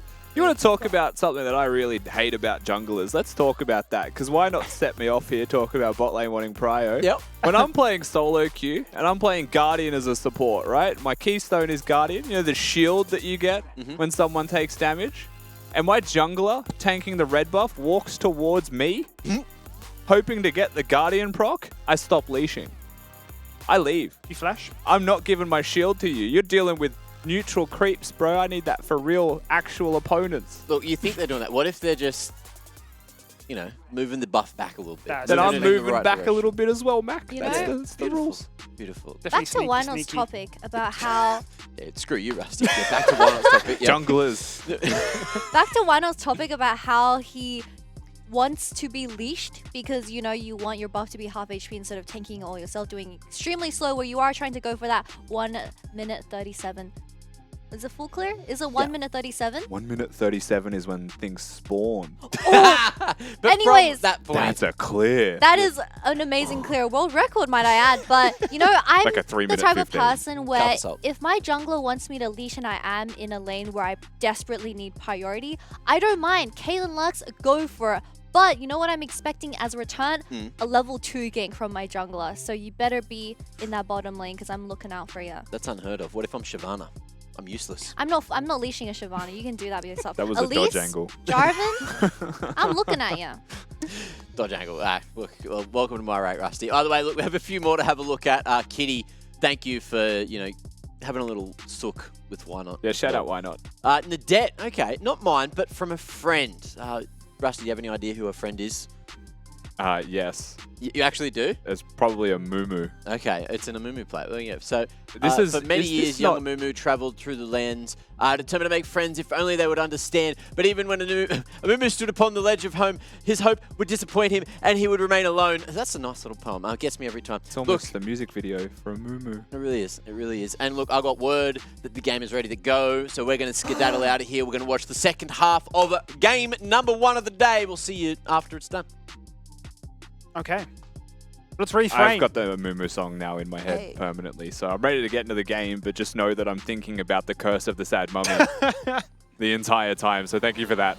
We are back though, Skibby, and We are. Baron's at half HP. This time's for real. Oh my god, that's a Moonlight Victory straight away in with the Redemption going down to try and top themselves up, and the Baron has been disengaged away from Pentanet, going to keep it alive and start Chippy. something again. Chippy jumps in, 2-man ult, there's Depth Charge, knocked them up, and Decoy's gone! He's just hook dead! hits. There's the hook, instant feather call, and down he goes, Shunfire's dead! And that's the massive shot! What was that? Dongy!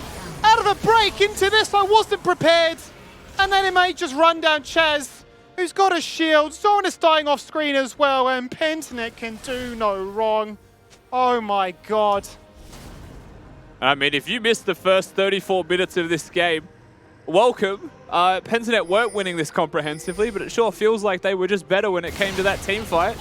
I thought Direwolves were originally looking to force a teleport from Dongy. We come back, they're hitting the Baron with intent. Violet takes all of their HP away. Dongy hits a massive ultimate as well. So does Chippy's, and individually, Pentanet are just executing better. Yeah, Pentanet just fully Chaz on wombo the journey, by comboed. the I way. mean, he absolutely is. He's definitely done a full marathon at that point. So Pentanet just got everything. Baron Look into at Violet. Dragon Soul. Just straight away hits the blue ult. That's Chaz, that's Poltron out of the fight. Shunfire tries to kick Zoranus into them, which honestly would be close to lethal, and the Renata ult was used to zone. Chippies finds his angle, but it's Decoy and Zoranus, so it's going to be hard to have actual lethal on them. But they'll take the one free kill, And then Praetor says, this is my moment, we have to do something, gets the ult off. Just keep in mind that the shockwave is still going to be there. Tibbers starts blocking it, but the ball stays. And just bang, no hesitation. Violet Gale forces forwards, has red and blue weapons, so a crazy team fight build as well. And then they just run down the rest of the team. It's just that simple. You forget about the ball on the ground. That's your biggest mistake. I'll tell you what, I called it a 4-man shockwave. Got mind control by Tibbers. Yeah, It was yeah. another character. 3.5. Oh man, it was such a good ultimate. Zongi with his first kill in this game, and what a time to find it. Now with every buff that the game has to offer at this point, Pensnet can absolutely stamp their authority on a game one. They still need to break the base though. So the one big thing remaining is Violet does get himself out to safety with that Gale Force. Poltron not going to be able to follow through on that one because the flash remains. Oh, they found their target. There it is. Oh, Showfly's got away. He's pulled out a magic trick and said, you think you found me? Oh, you're so sorely mistaken. And Diagonal needed that. Yeah, this game came down to breaking the base or not with this Baron buff, and Dio was trying to stop that by being proactive. Praetor almost gets one hit. And the base is in shambles. Diabol's in absolute shambles. It's a nightmare from here on out. Yeah, maybe one of those situations where you already figured out game number 2 right now, but maybe one last hope. Appy flashing on in, depth charge onto Praetor, 2-man knockup, back to the base you go. As in jumps Poltron, he goes golden, but nobody around him to back him up. He can flash, but he's still going to get shoved against the wall. Once again, the CC layering is a little bit too clean here from Pensnet. There is that late game double kill, make it a triple here for Dongi to make his KD look oh that much sweeter. And out of the pools and into the victory screen as this game 1 will come to a conclusion. Almost a blink and you miss it situation. We had a long, protracted pause into one team fight. Pensnet just find their opportunity. They step up. Individually, they play it out really well. And just like that, they get themselves an Ocean Cell. They get themselves a game 1 victory. Violet, the man on your screen right now, with a stellar performance in game number 1. I think impossible to fault him with how he played. Min-maxed his damage output consistently throughout the entirety of it. Found opportunities and just prodded.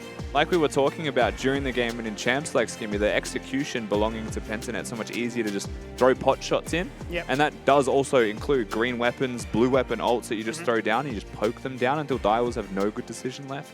It's pretty disgusting. It definitely gave me some flashbacks to older Philios. Hey, we're back. Or did we even leave? We never left. Never left. Feels like we didn't leave. Crazy end of the game. Straight out of the pause into a team fight, into bloody everything you need to win, apparently, is what we got. So all those questions, all those points we had for the end of the game, we just used in the pause. And now we get to watch it all again. In case you forgot what happened pre-little technical pause there. Crazy, crazy scenes from the get-go. Lots of early fights, lots of, look, everyone's getting those ults online. All of a sudden, they're just skirmishing straight for the Drakes. This is the one where Poltron went a little bit sneaky as well, not once but twice.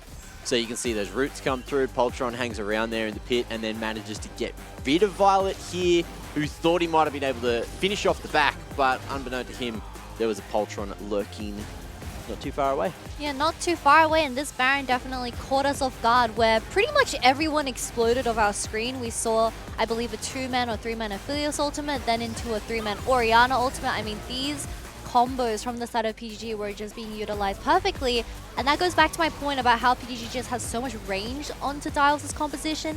Xayah, you have to be playing back as you want the enemy to move forward towards you, but you don't need, I mean, you can't really find an angle if the Orianna is 2 screens away killing you with a single ultimate. And we just see the damage graphs, 47k on this Aphelios. There's a reason why PGG blinded this champion, and your response to the Xayah, which definitely didn't do as well. What's that, like 40% of the team's damage, 38%? That's bloody huge work coming through from Violet there. Definitely in contention for that MVP. And look, I just need to quickly shout out Maximize. Your prediction is wrong. No one else's is yet. Of course, we all gave at least one of these rounds to Pensnet. And another point that's a serious point that I wanted to touch on as well is I was saying in the green room before, when I think of Xayah, I'm usually thinking of Violet. When I think of Aphelios, I'm thinking of bloody Praetor. So they're playing what I would say is like each other's champs historically, and one's doing better than the other. Yeah, most definitely. But something else that also caught my attention was Decoy on this Renata. We definitely didn't see it being utilized to its potential, where all these ultimates just missed by a millimeter of a second when you Yeah. even the ones that landed onto the AD carry of PDG, it didn't do too much. I think there was this one time where Violet nearly killed his own support, but that was quite literally the only single time we saw this Renata be useful in a team fight. I mean, even with the W, we never really saw people getting revived. I just don't think this pick was utilized to its maximum potential, and some of the ultimates were also a little bit off, I guess, angled weirdly, where I believe it was the first tower dive where we had Xayah ultimate online, we had Renata ultimate online. It was a 2v3 situation under tower. I think if Dial was able to execute it a little bit cleaner, then the game would have just changed completely. I also noticed that for Direwolves, they put a little bit of high prio on getting those Ionians, so trying to get the ability haste. Do you think maybe going into the next game, they want to go for something a bit more defensive, or in terms of boot selection, in boots terms of of the lucidity boots. is kind of just omega broken at the moment, so it's very hard to not go for them unless you need Merc treads or something of the like. Something that I was praying for, but Zoranus proved me wrong, was I was hoping for a full AP Gragas. I don't know why. We saw the first strike from Gragas, so I was just expecting like full bomba on bomba action, but he decided to go Roa, which Annie also built Roa, but we saw the problem with Dial's team composition is that if you aren't playing alongside the Xayah for most of the team fight, you aren't going to be able to 100-0 the enemy AD carry, who was building Bloodthirst, I might add, with the overheal rune on the Ophelia. 700 shield plus like what, 2k HP. Well, 2 Roa champions isn't going to be able to one-shot a carry like that. So I've prayed to the Gons of Riot. The Gons? The Gods of Gons. Riot. Bit's The already screwed. Gons. Hey, anyway, we're going to a break. Next game's going to be sick. Make sure you don't miss it. See you after this.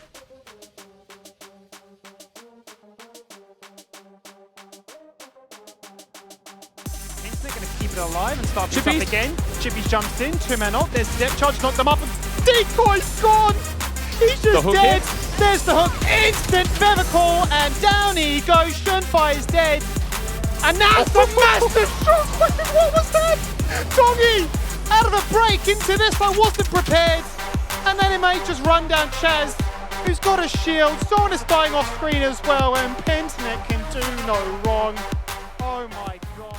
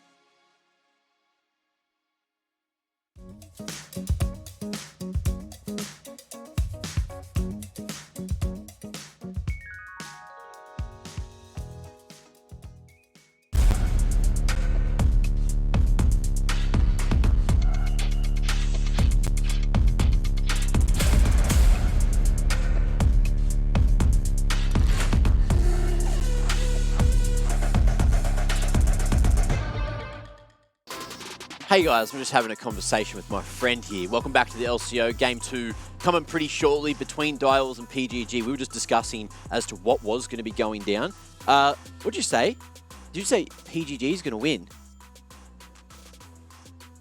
Oh, he said, yeah, nah. Nah, yeah? Ah. Get it? No, yeah? Oh, that was great. That was my what I was best saying. bit. That was my best bit, wasn't it? Either way, look, Yeah, nah. welcome back, LCO. We got a lot to talk about here, of course. The draft from the previous one, we had a quick touch on that. Yeah, He just threw Nar across I can't the room. stand up, Kitty. We're on camera. I'll get him in a minute. It's okay. You missed him last week It's okay. on Wednesday swim. What do you? Swimming on the floor. What kind of changes would you like to see? Because as we mentioned, look, Direwolf's comp went a Dead. little bit forward, a little bit backwards. R.I.P. the king, R.I.P. the I'll king. get the bloody plushie. Sorry. Production I'm were like, sorry. you meanie. The audacity. Sit him right here. There you go. He needs some back. So anyway, the draft's on your screen, so we'll discuss draft while the other couch discusses nah.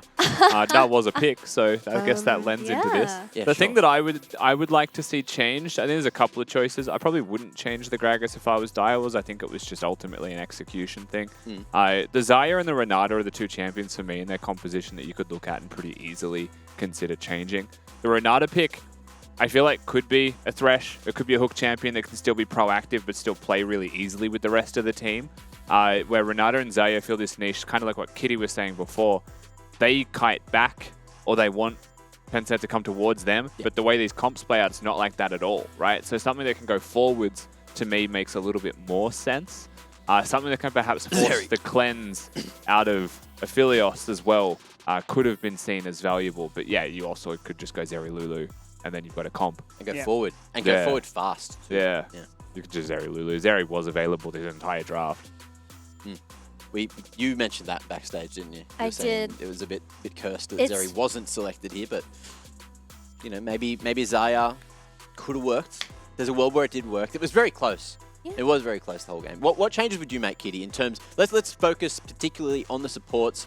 You know, Appy had a little bit of fun there on the Nautilus, but then of course Renata didn't work for It could've played decoy Jinx. either, or not as well as it probably could have. I think laning went fine for the side of Dials, where they came out on top deathless pretty much, other than that one dive, which did put Violet... I believe Violet actually got a kill on... I don't remember the early game anymore, but yes, Nautilus looked a little bit goofy in Appy's hand. Like I've been saying, he didn't do too much with this pick, but I'm sure that the Renata, it is a decent champion into the enemy team composition. Yep. However, the ultimates were used a little bit awkwardly. But my main focus for Dials into this next upcoming game is that they really need to stop getting caught. We had many instances where we just saw the solo laners of Dials getting caught on the side. We even saw Poltron dying randomly in the side lane. Like, what are you doing, mate? We saw Zoranus walking towards mid lane, gets just the gang onto him. He dies. Chaz flashes in as a result, TPing towards that bot lane. Double summoner is gone and dies for nothing at all.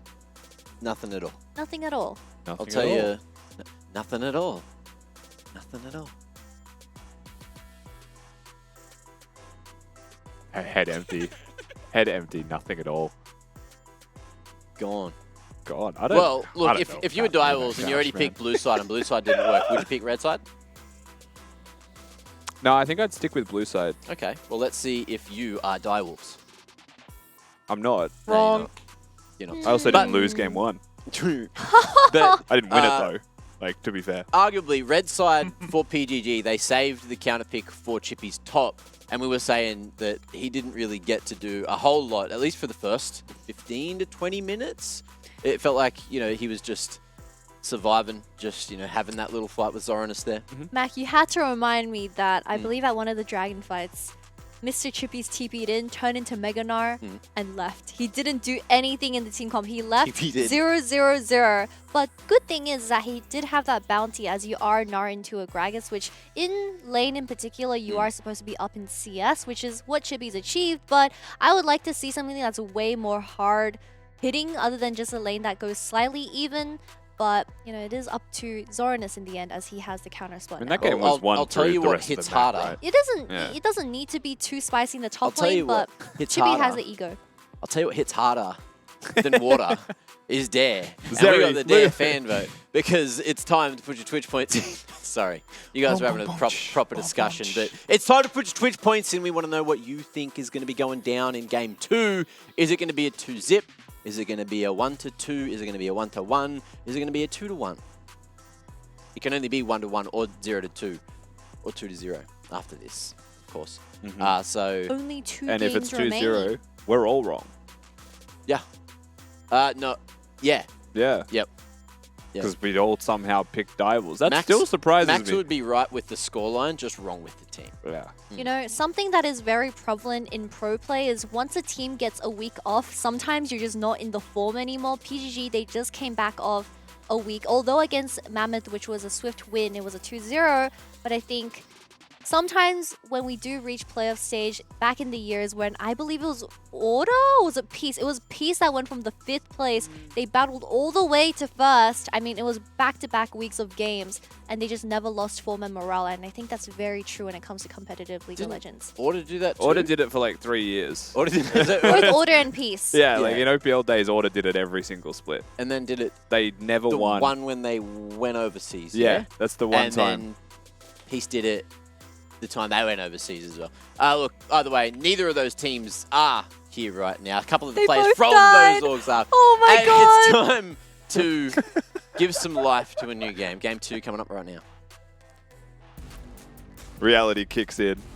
Nice. Nah jumps in. We've transformed and we're ready for game number 2. A game, I suppose, for PGG that they can feel pretty comfortable about how things played out in game 1, right? Execution was on point for Direwolves, though.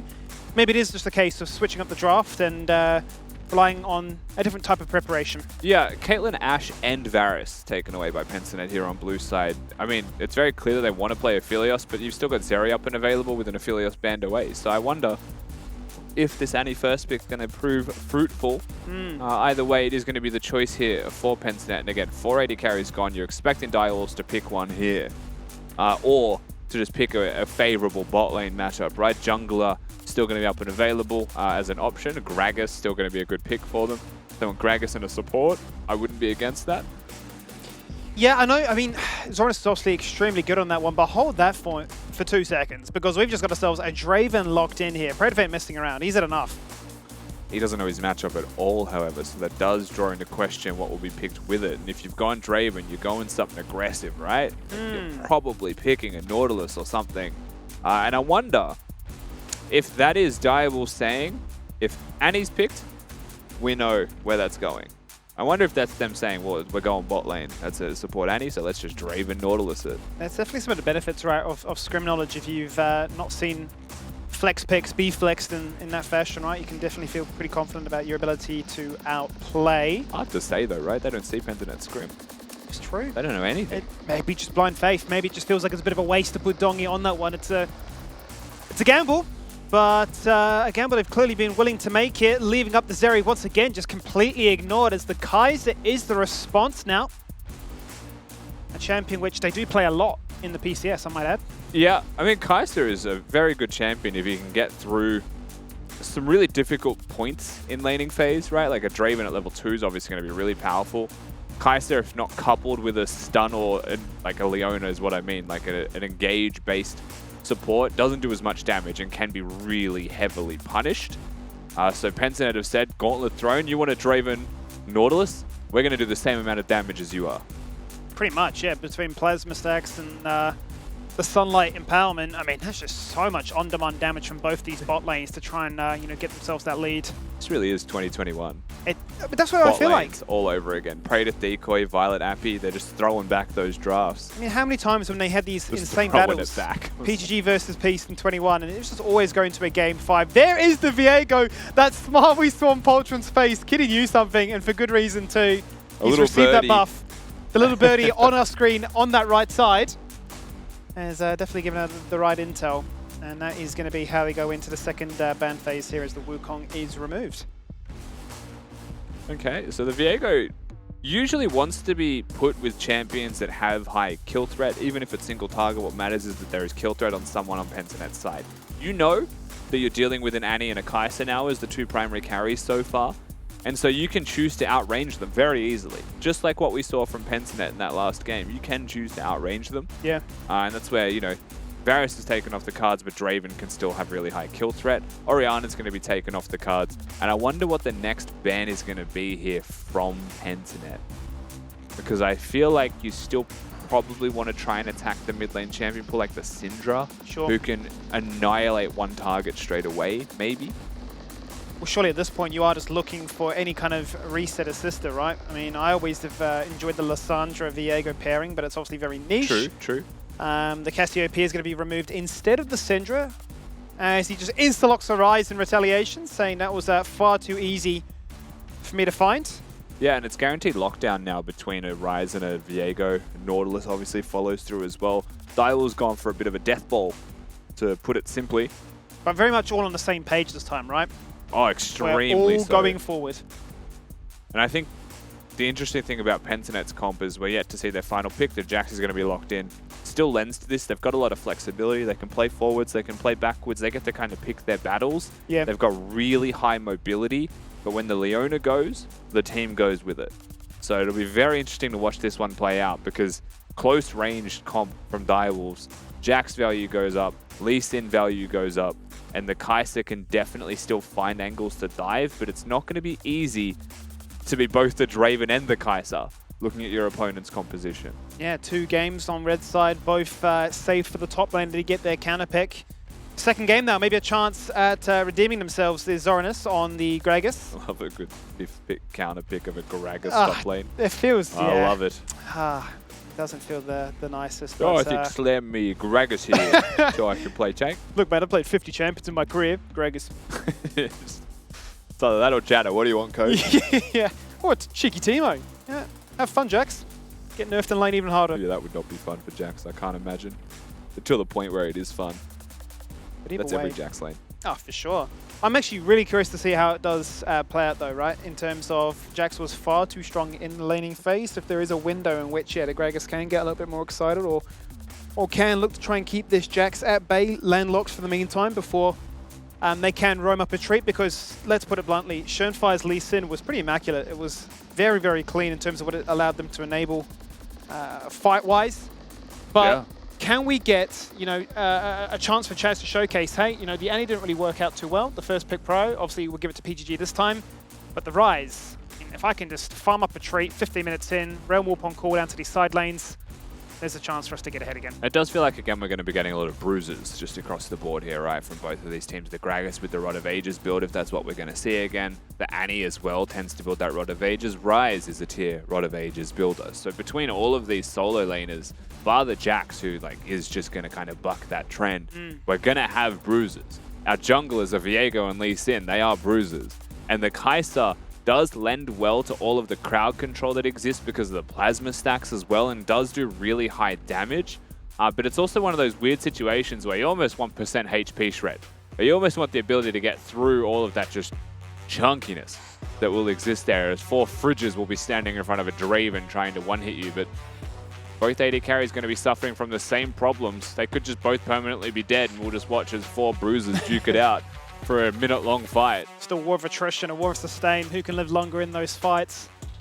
As we load into game number 2 here, PGG on match point in a best of 3 in an upper bracket and a chance to put themselves straight into that playoff position. Will definitely be an easy way, if they were to get the 4-0 scoreline so far in the group stage, to put them in there.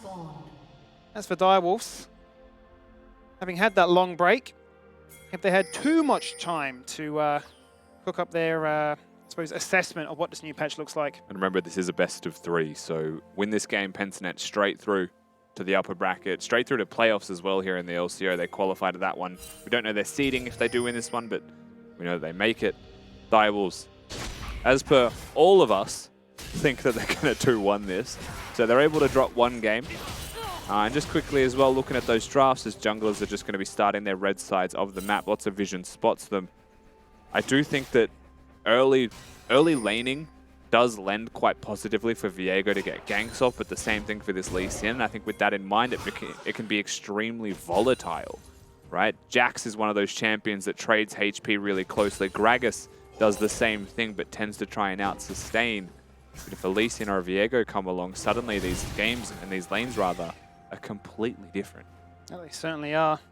I'll tell you one thing though, when we talk about this Jax, Obviously, with the grasp and the Doran shield to try and be fairly tanky in the early stages. I did see actually one player in the PCS went for a blue Jax, went for all the tank items like the Frozen Heart, the Merc Treads, and all the rest. Very much reminiscent of old blue Ezreal. And just took no damage. Even had the Iceborne Gauntlet, right? The Counter-Strike Jax. That's it. It was just so tanky and just took no damage from people like a Draven or a Viego. It was criminal to say the least. Not saying that that's what we'll get in this game, but it does lend just how flexible Jax is right now. I don't think that's what we'll get, because looking at Pentanet's comp, it is a very tangible win condition to have a Jax sit in the side lane. I think that is something that separates them from what the Direwolves have, is they have got options to split push pretty active. I think Ryze is actually still decent at split pushing and playing late game. Yeah. But we have to bring into question how he's going to build, and if that's possible against someone like a Jax who does just go DPS. Ooh, that's a really nice Zenith Blade underneath the tower. Unfortunately for them, the turret aggro wasn't on Praetor as they may have hoped for. He does still lose 50%. Yeah, nicely done by Praetor actually to not auto-attack, and the fact that he's able to hold the cleanse could be nice for him, but at the end of the day, Appy and Violet hit damage under the turret, and they get a recall forced out of Praetor.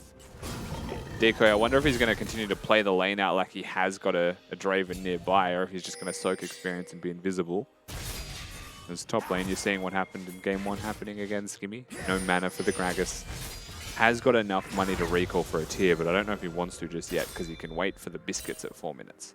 Yeah, let's see if he does get the same luxury as game 1, right? The perfect reset back to base to pick up the Catalyst as well as the tier, and then plain sailing during that laning phase. Actually, keep your eyes on bottom here as well. You're looking at Direwolves mid first and foremost. If this doesn't succeed and Lee Sin gets a gank off bottom, Draven's gone from base to base potentially. So, and this is a big wave. Actually cancel the recall, did Schönfei. Still signs of hope perhaps that a gank could happen. Second reset of the recall. As the Zenith Blade goes in out, the Glacial Augment is landed. The hook back in, dragging in Appy. Schönfei still out of vision. They still have no idea, but he advances his position up to the next bush. And it feels very much like Akano-esque, where it's like, are we ganking or are we resetting? Yeah, they just had such a large minion wave, such a prolific amount of minion damage was going to be there that realistically Direwolves were never going to take on that 2v2. You can see Decoy sweeps his way into the bush to see if he can catch them recalling for some tempo, right? Delay that one. Maybe just put yourself in a better situation. But when all's said and done, Schönfei affords a free base for Violet and Appy, as they are just protected when they force their way in.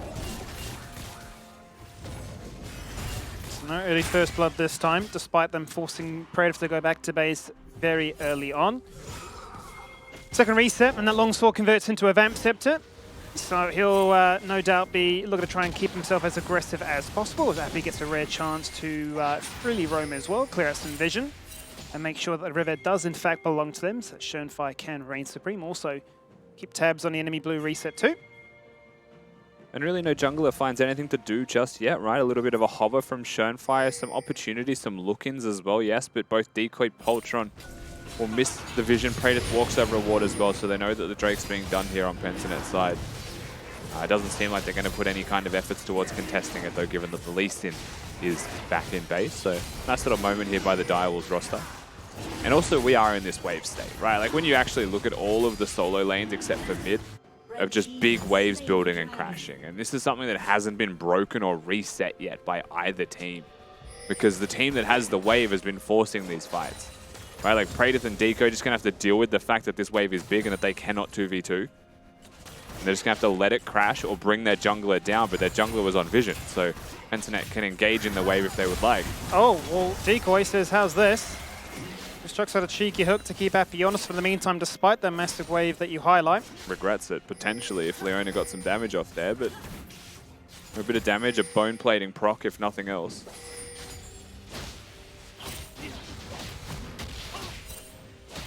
It may just be a case of firing up an absolute treat, getting those ultimates online as quickly as possible. First to be found in these solo lanes, no surprises there, but Schönfei shouldn't be too far away from it himself. Decoy now, the one to receive a lot of damage, as Praetor make sure that Appy does stand aside and get him back with some damage of their own. Perhaps a collapse on mid here. It's a sonic wave. I mean, it's laser focused because there is that control ward in the pixel bush. No major commit. Feels like a lot of movement. Doesn't feel like a lot of actual gain from it just yet, right? The Draven's still getting up those stacks. Needs to be careful right now as the Nautilus shows near mid lane. Just getting up those stacks, right? Just looking for that one cash in play. Stun hits. Yep, has to greet his cleanse to make sure he can get out of the queue afterwards, but that's a fair bit of damage that is going to be taken as a result of just stepping up to that wave. Appy, grateful. We didn't have to go for the flash. Zenith Blade at least. Can just engage for free from the bush. But that is going to force Praetor to go back to the back to base for the third time in, what, 7 minutes? He has a Vamp Scepter and a Nautilus just returned back to this lane. So as long as Decoy stays here, you can see Decoy potentially hiding his position. If Praetor doesn't give body language away that Nautilus is here, Pentanet might consider it, but ultimately should just protect the Draven so that it doesn't take damage.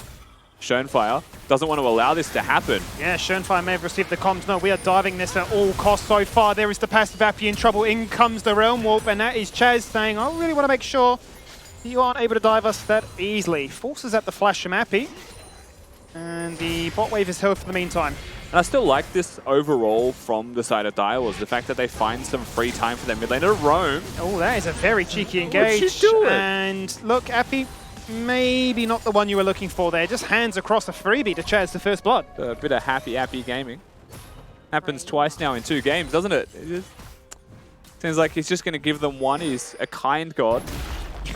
Herald was started, was ultimately reset, it looks like, as well here from Direwolves as Schoenfire makes his way up. And again, the transaction that is made for Dongy being mid while Chaz isn't is going to be this Rift Herald. Yep, that seems all but secure now, with 3 members, make it 4 now here to guarantee it. So, first Dragon went the way of Direwolves, first Herald goes the way of Pentanet. Seems to be their hallmark of making sure they can get these turret plates. Let's see where they decide to push it. As Chaz will return to lane with a pretty happy item spike, right? Catalyst and Tier is there. Much to be matched there by their top lane too. Yeah. Which ultimately just means everyone's scaling, right? Both mid and top here for Direwolves. Very happy with a stable game once again, to no one's surprise. You want the tier to stack up. You want the Rod of Ages to be completed. I mean, you would like to do so as even as possible, if not ahead, of course, if you can afford that. But haven't seen the Viego really have any effect just yet. The Draven hasn't been able to cash in just yet. But that's the volatility of this game. Not only are you scaling through your solo laners, but Praetor has the potential to either run away with it or fall behind. You can't utilize that passive. And it does raise a curious question, at least for me, when we sort of talked about in the pre-show as to sort of what highlights these teams. And we said that PGG, all-out aggression, 15-minute leads, what was that, about 3k up versus Direwolves? Which is very true when you consider that Pentanet said in interviews that they want to buck the trend. They don't want to play the Oceanics brand of League of Legends. They're scrimming Southeast Asian teams. They're playing primarily and only with PCS squads. Yet, they're reinventing their brand right now in this series alone with how they're playing compared to their last match against Mammoth. Which is curious, because you'd think that would fuel the idea of what makes Direwolves so good, right? Giving them that first 15 minutes as a freebie to scale up, but then in the late game, just to out-team fight them. It's a complete reinvention, if you will, that might just be matchup specific. May well be. It may well just be that in the time since the break with the 2 weeks off, they have just learned a different style. Maybe the Southeast Asian teams aren't always being aggressive to them in scrims. Or they've had to learn how to deal with that, and now they just know how to teamfight execute better late. We don't know. That is the beauty of it all, isn't it? We just don't know. Speculation. An enigma. Oh, Appy. Joe's for the Zenith Blade once again, just slightly to the right as the Sonic Wave goes on out, but Shenfire is not going to decide to engage upon that. Second Drake goes the way of Direwolves so far. 3-man stun and a failed flash that Decoy really wishes he hit, but Praetor has cashed in the adoration. He's got one, looking for a second, flashing to secure it, and he'll get it. So there is the double kill, but it does not matter because Dongy's got the ball. Yeah, I mean, very nicely done by Pentanet in terms of execution. They bring Dongy to the play, they get it done, and Violet freely hitting once again throughout the entirety of that fight. That's a fight that Direwolves kick off here with a huge Nautilus ultimate as well, and a Draven pretty much free hitting. You watch this straight up, knocks them all up, hits Violet, and he says no and counter-punches incredibly hard, and just like that, the Nautilus is gone. There's not an Aftershock build, he is a fragile champion, and Violet gets straight into the backline. He's applying DPS, no one's even considering the Kai'Sa. That's how free this fight was for him. Just sprinting away with it. Full HP on the Kai'Sa there with the perfect KDA to start this one off and to return back to lane now with a Kraken Slayer. Those evolved abilities are going to be coming through very rapidly in this one. And to nobody's surprise, to start off this game, once again, it really is a battle in the bot lane. Predif, gratefully, is able to find himself that iteration, so we'll have the most for the meantime. Yeah, I mean, he has an insane amount of money that he earned from that one. So when you consider that it feels like it was a one fight for Pentanet, overall gold, not so much. Appy goes to the face check. Violet is here, though, and that might be enough to try and ward them off with Podrons in the area, as is Schönfire. 3v3 potentially about to break out as Appy continues to step forward, chucks at the Solar Flare. Rise moving down here as well, has got the ultimate in hand, so Pentanet recognize that and they'll choose to back away. And the major point here as well, if there is a Draven in the play, Direwolves are really strong. If there's not, they are not. Podrons has to be careful right now, going to get jumped upon here by the Lee Sin. What does he have left in the tank? He's got no flash, he's already used the dash, he's dead. Violet, oh, he's just found a second in this game so early on. And the Herald also got a guaranteed charge bot lane. Yeah, they summon the Herald, they find a pick into the side there. I don't know if it was just Viego using the Shroud to kind of threaten, but they're not afraid. They walk straight into that Shroud and they'll just make the pick. And they'll get the charge off as well, so lots of extra money. The flash. Yeah, the flash engage underneath the turret right now. Appy taking up the well. Can he get at least one? No, he can't. The stopwatch is clean. The dive is even better. And Violet's now got 3 to his name. It's a bit of a bot lane kingdom. It certainly is becoming all about that bottom lane. You can see the Tibbers has been used in mid lane here as well by Dongy, but ultimately nothing going to happen in mid. Tibbers very annoying actually to watch. Bit of extra money in the pocket, so Chaz will take that, but wow, Violet. Does he have lethal? He has ignite. Yeah, Decro says, watch this magic trick here, Rusty. There is the all-in, there is Nautilus. Chippies is dead. That is supports being absolutely balanced. Oh wait, I am a support, I can't do damage. He needs to hit a hook. I've used all my combo.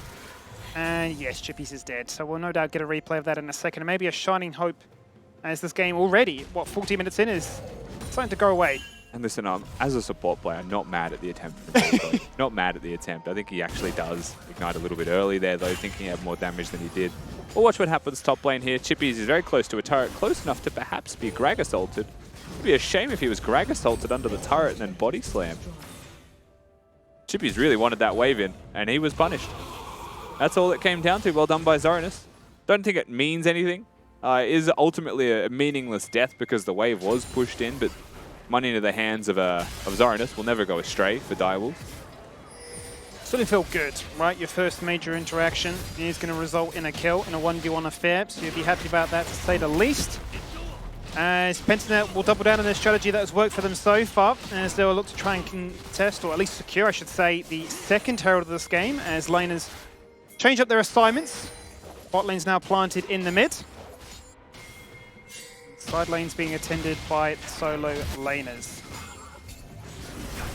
Chaz pushing in bottom, going to do some damage to Chippies. He's ultimately here to threaten the turret and has got the reinforcements nearby as they're playing around the Drake. Pentanet, meanwhile, have secured themselves that Rift Herald and start to work their way down just a little bit closer. And I feel like with 20 seconds until this spawns, both teams scaling up with their Rod of Ages builds.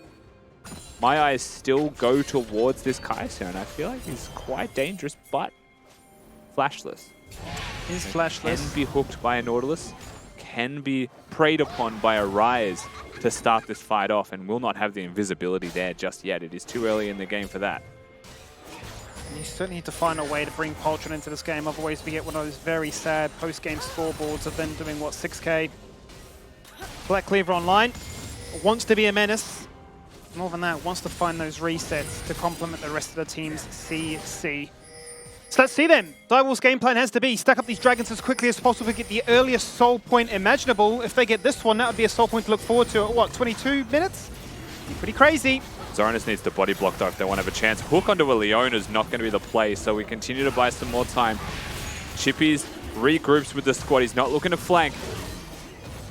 Dongy, though, has the flash, and he's got the stun primed and ready to go. Toggling vision. Just outside of their range, the dragon ping-ponging left and right, wondering which team to attack. Schönfire once again, mind-controlling them with, well, if you go for this, we just summon the Heralds. Finds Praetors with the Q. Schönfire's found it, he's gone for the flash kick, it's on to one. Oh my god, Podron's dead, that's what you need! They get the kill, but there's no jungler here, so what happens to the dragon? It's going to reset, it's down to 1k. Still agonizingly close. It's still alive, but it's a double kill now for Chippies. who says, forget about the Dragon, 400 HP or not, we're much more interested in winning this team fight, and win the team fight they do with a triple into an ace. And Pentanet wiped them now, a 3-1 scoreline for this Jax. The Drake is secured. It starts with Schönfire trying to pull off some kind of crazy kick who just gets denied. But he's already summoned the Herald before the fight even started. The curious thing for me that I really want to rewatch here is not after Schönfire goes in, because he does just get flashed away from and does go down in relatively short order.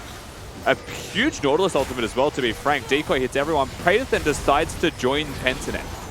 Just there, just mind controlled into melee ranging while the Jax is hitting him. Instead of kiting away, instead of kiting up, the Jax finds the perfect opportunity to go in. And once again, Violet not really touched when these fights happen. No matter how well these engages have been going for like Decoy with the Nautilus in particular, they haven't found lethal damage on the people that need to die. No, and the most beautiful part for me, above all else, was just the discipline to ignore the Dragon, despite how low it was.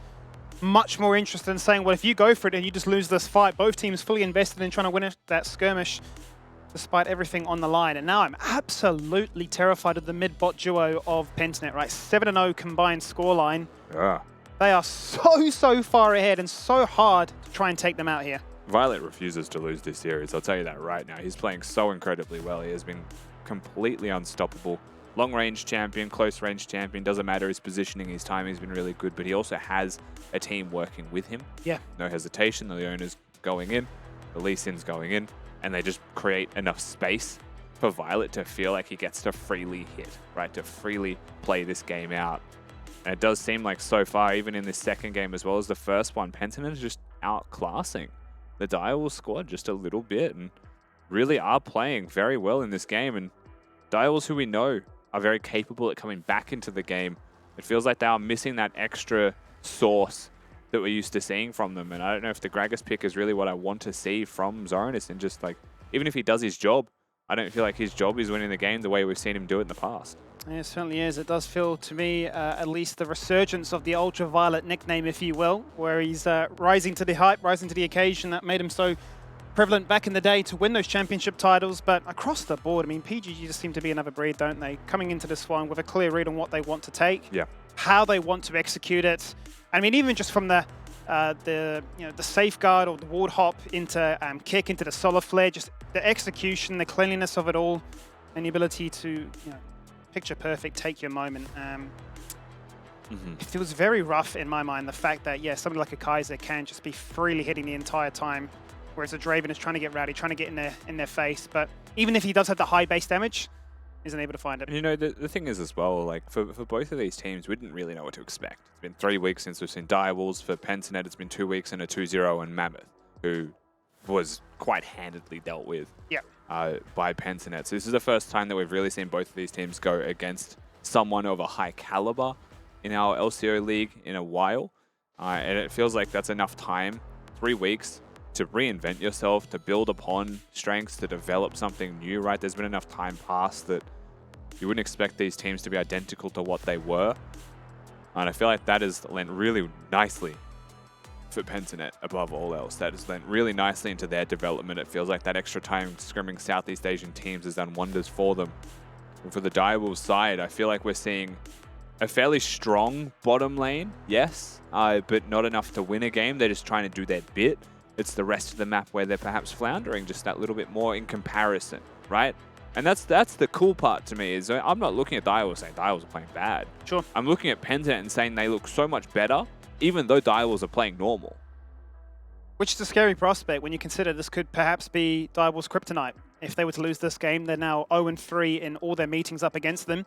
A 2-0 when we're thinking these are the big four going into the playoffs would certainly shake up a lot of our predictions, I suppose. And also, much the case was, I guess, the ambiguous question at the start of the split. Would it be a blessing or a burden for them to scrim against SCA? Would they have a better read on the meta compared to if they were just scrimming all the teams back home? Well, they also have to play in Oceanic leagues with higher ping because they're choosing to live in WA, right? Like they're making it better for themselves on their day-to-day to make it worse for themselves on their LCO stage games.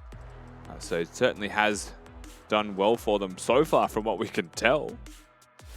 But the game's not over just yet, right? They are just finding momentum in the second game. They have by no means won this 2-0.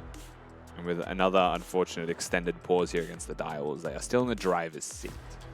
That they certainly are. No word as to what the issue is this time around. The previous pause we had, which lasted a fair bit of time, was a comms issue, so perhaps very much along the same lines once again. And certainly in these high-stake games, cannot afford to have that plaguing you, as it could really be the difference in these matches. So, for the meantime, might be a case of us jumping back to the couch to get some insight to hear what Mac and Kitty have found of this Game 2 so far as well. Me? What have Yeah, you made of it, mate? Nothing. Oh, okay. Yeah, fair enough. Good chats. Anyway, we're going to go back into game. Thanks for that, Mac. One you team later. fight And and then the game will be done in 2 minutes. We'll be back to. I'm not giving you my points this time because I had nothing to use in the post game because we used them all to fill the time. Either way, look, game's looking pretty good for PGG right now, isn't it? Yeah, it's looking pretty good. I mean, they just won a massive team fight as Chippies is getting extremely huge on this Jax, to say the least. And I'm assuming, sorry, I didn't pay attention during draft. I'm so sorry. I was eating my little cookie from You did order 12 cookies. You can't remember? Subway, from Yep, that's Subway. the We place got to make cookies from cookies. Subway, 12 in fact. Sub. I had one, and you know, she was just nibbling. But I'm assuming the Gragas was locked in as a counter pick to Jax, unless it was a blind and Chippies decided. fifth.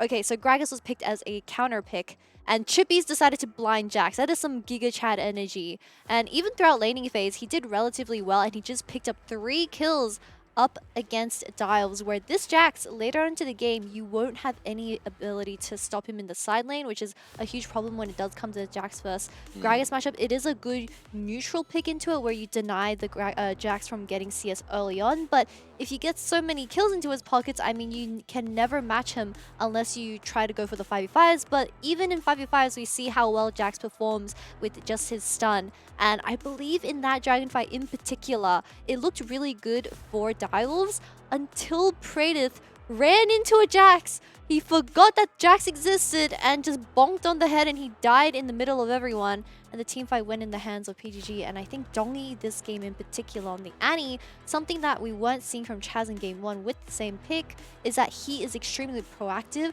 He flashes in, he gets the stun done, he gets Tibbers down, and he makes plays early on, when that's exactly why people pick Annie. I mean, you just have such a good setup early on into the game.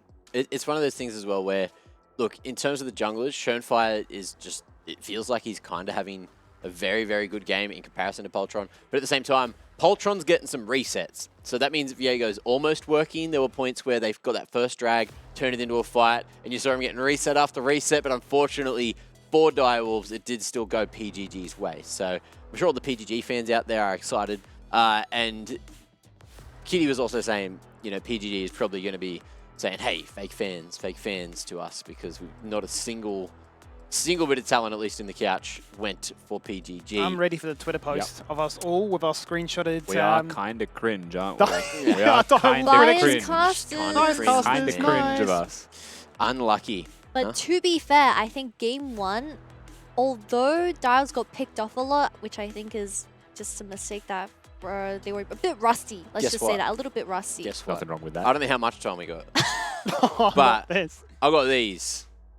Kitty, there you go. Thank you. I don't know. Well, you guys have yours as well next to you, but we will just do one by one. Kitty, you're in. Rusty, take a card, take a pen, write down a champion. Can I finish off my point? A Yeah, you champion. keep going. Okay, You keep going. to be fair, I A think league champion. Direwolves, although they got caught in game 1, it was a pretty big draft difference. The draft was everywhere. And this game too, I mean, we're just back to Kaiser Draven matter with the melee supports as well. I'm not going to look that way, but it's a lot more spicy, and I definitely think the draft is a lot more even. So Ah, cool. We've got a sign up that says no cheating on our Smiley screens. face. So Kitty can't see. You guys can see us though, and we are playing why Celebrity is Heads. Skimmy to laughing? fill There time. isn't. I wouldn't do anything troll. It's not in my blood No, to do no, anything no. troll. But Kitty, does it say? Kitty, you're a champion, and you have what was it? Was it reflection. 5 questions? I don't remember what we did. We'll give you 10 Okay. because we haven't done it 10. in a while. You Okay, got 10 okay. questions. Okay, I've got We'll go confirmation. 3 10 guesses questions. for sure. 3 guesses. So we'll give you that. Okay. Ready? All right. Am I in the Dials game right now? No. No. You think I'd make it that easy? Damn it. Am I a champion that Rusty plays? Yeah. Actually, yeah. Okay, yeah. Am That's gonna I throw her off. an ADC champion? No. No. Ooh. You know my main role. Yeah, I know, but like, what if it's not support? Because there's no way you pick True. something that's support. There's just no way. Unless. There's no way. Okay, well, am I a champion that is currently being played in competitive League of Legends? Right that's now? a dumb question. Yes. How many no, active yeah. games are there? Kind of. Active gamers at least 2. No. No? I don't remember. Maybe. I In mean, In the like, last couple So of it's- months, you've been picked. I have seen it. Yeah, you do exist. You exist. You do Okay. exist. Am I a top lane champion? Possibly. Possibly. Can be. Possibly. There you Okay, go. so it's not a top lane Can be. champion. We need to do more than 10 questions, I think. Am So- I a which is mid lane fine. Carry on. champion? Possibly. Are you what, sorry? Am I Gragas? No. That's one. Well, can you Damn. be the guess hands? Okay. Yep, thank you. Am I can't I remember. We've a lost the male time. Wouldn't human? bother. No. Oh, no, I'm a furry. Is Sorry. that a question? No, that is not a question. That is a sudden realization. That's a guess? Like, That was a That is a statement. sudden That was a realization. statement. That was a realization. That was not a guess. oh, no.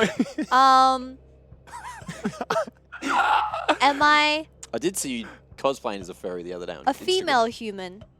No. Oh no, she's not a human. Oh god, it's a thing. Am I a jungler? Can be. Yeah, Can be. Okay, that sounded very confident. So The same am I way the you can be a Belvusi? top laner or a mid laner. What was the question, Kitty? Am I the Belvusi? No. No. That's 2. Skimmy, give me a finger.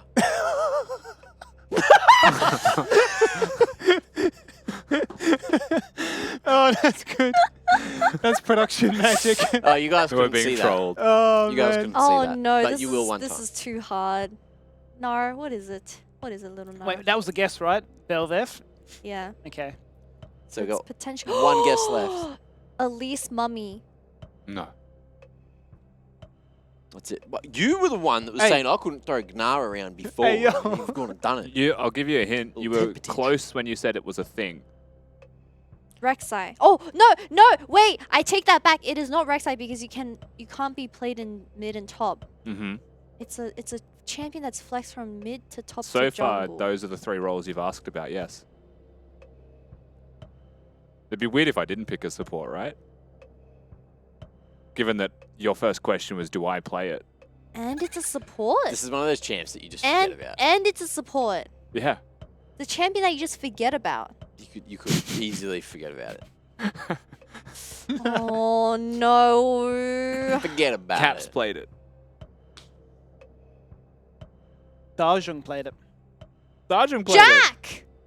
Yes, with a Z. Yeah. Jack? Get out of here! Those filthy Zac players. Oh my Hit god. Nar in the face. Wow. Filthy Oh, Zac man. players. I That didn't was think tough. I didn't think it was that tough. Production- It was the questions made it harder than the Game's ready. champion. Game is almost ready. So, look, we'll jump on back into that. Boys, look, it's been fun. Kitty, I'm keeping the we're going to pen. have to talk about your temper backstage. You guys, look, take us into game, and good luck with the cast. Well, that Wasn't was too hard, was it?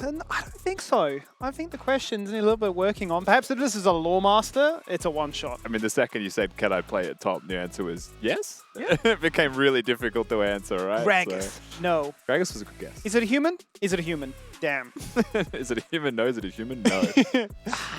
You do get that sometimes on the big jobs, but that's neither here nor there. We're ready to jump back into this one, apparently. So let's crack back on into the series as we continue the action with PGG leading 1-0 in this best of 3. All right, so I suppose we need to have a very quick recap for everybody, Skimmy, if you are just joining us after the pause. But the TLDR of what's happened so far is that Direwolves and Pensnet had a very slow and reserved game. And then it felt like all kinds of hell broke loose around these objectives, right? We're 3 Drakes into the game. Every single Drake has warranted some kind of skirmish or fight. And in all of those fights, as you can tell by the scoreboard, Pensnet have come out on top, with the exception of Draven getting kills, which is nice for Direwolves and is a large part of their win con. which is going to be Viego hitting the same target as a Draven. You get a reset on that target. Hold that thought potentially. This Chippies is just proving what's going to happen as this game continues. I think Zoranus was terrified there for a second as potentially a bit of action goes out topside, hook into hook, and a final nice little knockback away there by Schönfire. Perhaps says Dongadin says, well, watch this one. And there's another kill going the way of Violet, now 5-0, making a double. Absolute career high at this point. The resurgence of Violet in this series alone. And PGG are just showcasing that, hey, the predictions were so wrong. We will 2-0. Yeah, there's not really a timing or window for Dials to be fighting if they know that Violet is there. Because he quite simply is a 2-item AD carry right now, even compared to the Draven, who has 1 and a BF sword. So they choose to take an unfortunate fight, and now it does feel like with a 5,000 gold lead, as good as the scaling may well be for Ryze in a composition, the fact that Gragas can go ability power as well, right, and can scale into this game. Draven's late game damage is no joke. None of them are Violet. And currently the only person in this game that you want to be is Violet, and that's reflected through the gold. Yeah, that's a huge lead. 10K. Oh, it feels good to be that far ahead, doesn't it?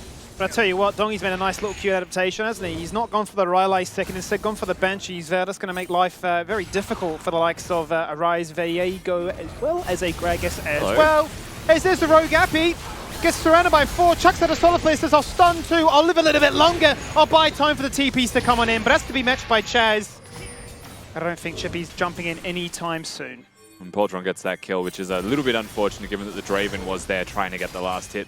Either way, Baron is now on the cards, and suffice to say a 20-minute Baron against an Annie, pretty risky. And Violet is in the area.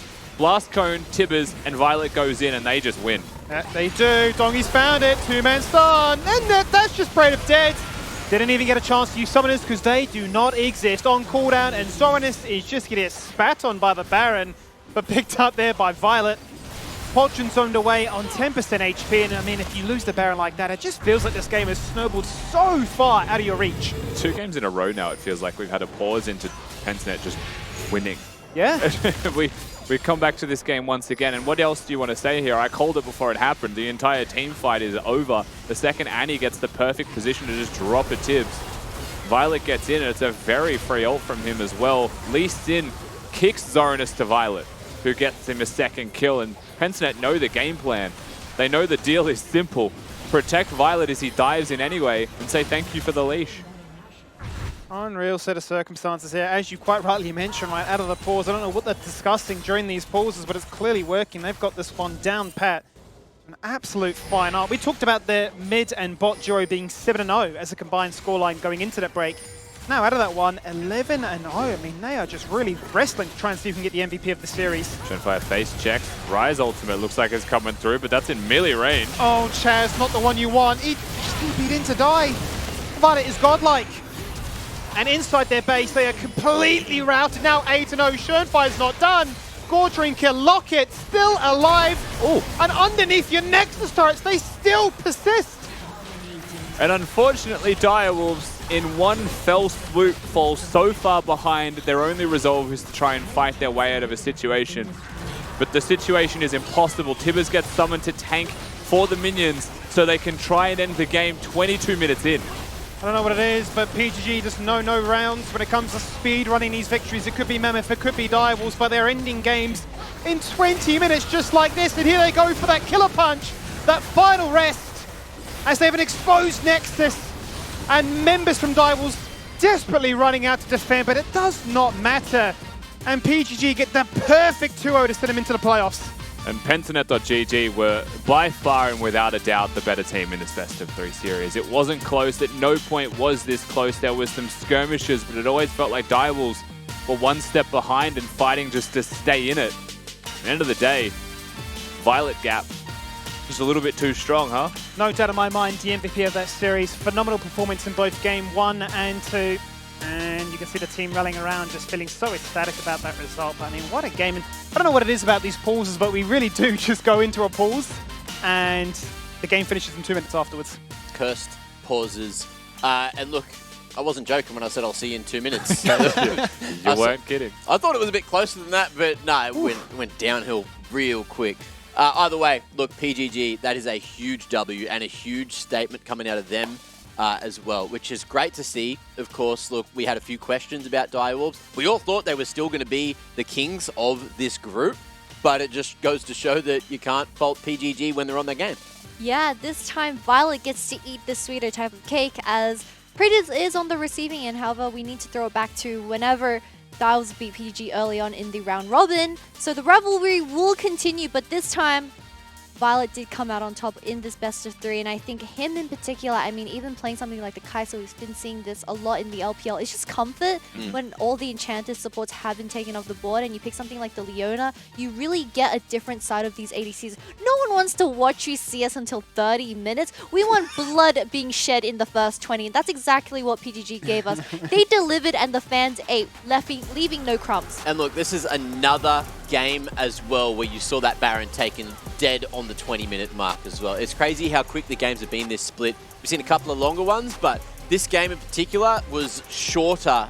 One of the shorter games we've seen in these best of 3s. Yeah, very short, especially for this game too, but I just can't take my eyes off from Dongy's performance. I mean, in this game, even more prevalent on how his I guess pressure during these team fights was being applied. I mean, he was just getting nasty stuns onto people that were clumped up together, which allowed the ADC of PGG Violet to just pop off and do so much damage. There's just so much nice setup from PGG. I mean, although Schönfire was being sacrificed for most of these team fights, you are Lee Sin, you are going in to die, but it's okay. You have a very reliable carries where we came back from the break and this team fight just exploded the entire game where they just found a really sneaky pick onto the side of Direwolves. Just getting one onto Decoy just meant 10 billion things. I mean, also one onto the jungler, Baron, into end. And I do think as well, a lot of the Direwolves composition, now that you're seeing it on your screen, comes down to snowballing early and finding kills and finding leads.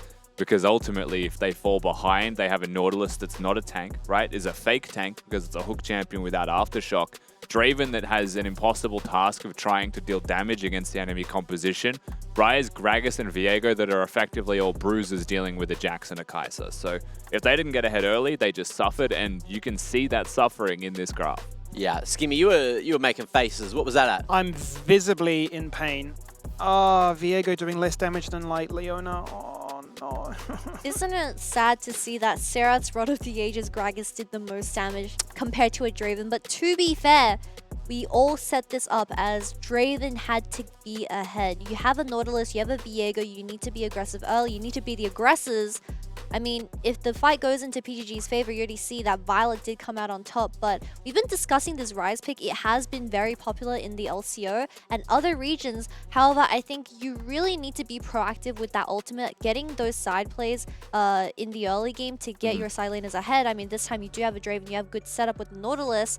You just have to do something instead of just CSing in mid lane. I do know Chaz was up 40 CS by the end of the game, but it doesn't matter because they have more kills than you. I mean, imagine being Praedyth in this game, right? You're working your butt off. I wake up at 8 p.m. to deal with the Leona, first of all, right? Yeah, well, you've woken up at 8 p.m., you've had your coffee at 8:30. You got to deal with the Leona, you have cleanse for that, right? But now you've got to deal with a Jax that's also diving on you and an Annie that's flanking you and all of them one-hit you. You can't play, but Dials first picked that. So just keep that in mind. They kind of draft themselves into this situation where if you want to make your win condition the Draven, you have to get ahead early and play towards it. You can't afford to just find leads and scale quietly through those solo lanes. Well, look, someone that won the draft gap today was Schönfire. We've got him here for the winner's interview. Sherney, how you feeling? Are you excited? That was a big win. I am excited, but at the same time, we probably have to face them again, right? So it's sort of like you gotta... They aren't knocked down yet, so they'll probably be back. They're not done just quite yet, but of course, congratulations on the clean 2-0. We saw this Lee Sin come out twice for you as well, so please tell us why Lee Sin has had such a priority pick when it comes to patch 13.4, because you did wonders on it. Well, I think the main point is just everyone knows I've been one-tricking Vi, so my coach made me play Lee Sin, so I'm like, okay. I'll play Lee Sin, and with Annie in the meta as well. It's like really strong. Okay. Now, do you still have some strats up your sleeves going into that next game, or did you show everything here? How deep's that strat book or are we just going to see you run it back on Vi again? I mean, yeah, our coach basically abuses us if we don't play certain champions. So our team always has champions to play because, you know, we're hard workers. We're forced to play certain champs, and yeah, that's how it works here. And talking about champions, we saw that in Violet's case in particular, we saw the blind Aphelios and Kai'Sa coming out for game 2, and he looked like he had a banger time. So what was Violet's mood going into this series and how he came out of it? Well, honestly, we were flaming each other the day before. We lost scrims to Chiefs. I don't know if we're allowed to say it, but I'll just say it right now. We've didn't scrim Chiefs in a long time. We lost, so we were flaming each other. But I think in the end, our team always finds a way to reconcile. And yeah, we made it. Look, a win's a great way to reconcile as well. Now, in the other group, look, you're talking about Chiefs. Do you think that they're going to be the favourites? Because they're the next game up for today. They're going to be going up against Bliss. But Bliss has been playing pretty good. Do you still think Chiefs are looking red hot to take that group? Or are Bliss kind of the underdogs? Listen, that was a cliffhanger. The Ground Zero game, that was just disappointing, wasn't it? Like, that was like watching a TV show and you just don't get to finish the end, you know? So, I'm interested to see whoever Chiefs face, because clearly, like, the game 3 could have been whoever's game. Yeah, that's great. I mean, we are all very disappointed, just like you. Skimmy frowning on the side of me right now as we never found the result. But, you know, in the end, we are still going to see Chiefs vs Team Bliss at the next best of 3 match. So congratulations on the 2-0 once again. Hopefully we do get to see PGG cook as well as Dongi did extremely well. So we'll see you, I believe, next week, or is it tomorrow? Wednesday. Wednesday. I won't see you, but I'll see you next week. Wednesday. Goodbye. Thanks, guys. The doggy doesn't have legs. Where'd they go? He's floating. He's just crawling along in the background in his chair instead of walking. You can't tell me that Wednesday has a D in it. There's Wednesday did I ask? Wed. Like, where's the wed? There's a lot of things that have a D that you don't get to see. But look, at the same time, it is time for the Dare MVP, which also has a D in it. Dare MVP.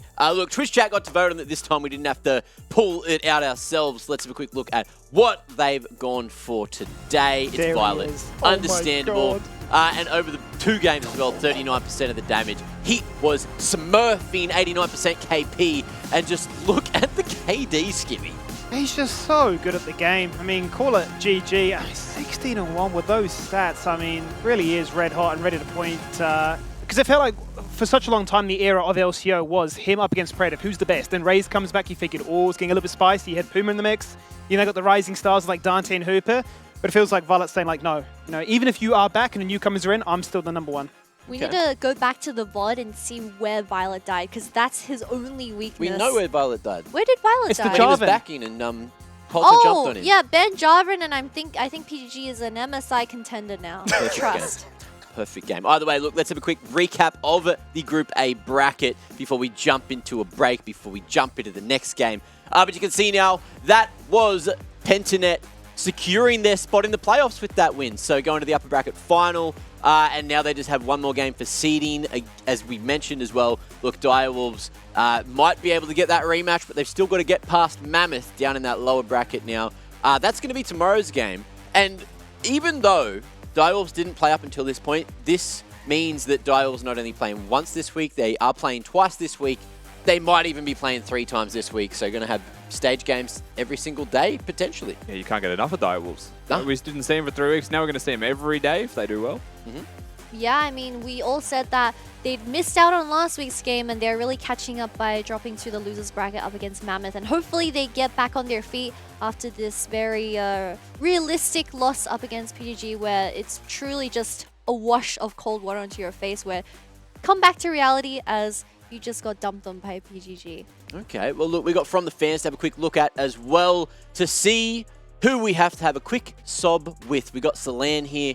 My friends all have multiple Mastery 7 champions. One of them has M7 on nearly every support. M7? What a M4. nerd. What a bloody nerd. Just living my head rent free. And can get them extremely easily. It took me over 200,000 mastery points to get my first M7 on Nico, my main. And even then, I only have 3 total. I feel so inferior. That's okay. Look, sometimes you just don't have to play good. You can just chill. That is a tough one, though, to get the Mastery 7 emote, right? To flex on people. You I don't do think- need is that to... a button? Yeah. Control 6. Ah, right. Okay. You've never flexed your Mastery rank? No, I don't care about It's emotes. such a thin line though, because yes, you can flex with the Mastery 7 Mastery 7 emote, but sometimes when you look at my profile, I've been playing Nami for a few years. Sometimes you just hover over the Nami icon and it shows 1,000,000 Mastery points, and to that point, people call you no life. So Yep. you have to trade off your no life or your life. Wait, Or- trade off. or Water Where am I- is wet.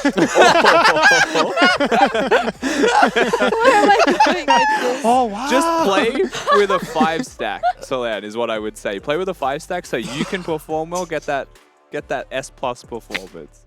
Or you're no life or no life. I just your wanted other to say option. my sob story where people call me a no life by playing Nami for 7 years in a row.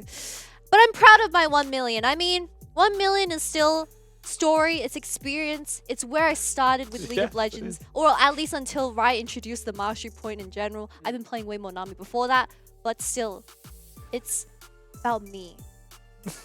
And I embrace the no life. Thank you for the submission, Slad. It's about Kitty. Yeah. Enough about you, mate.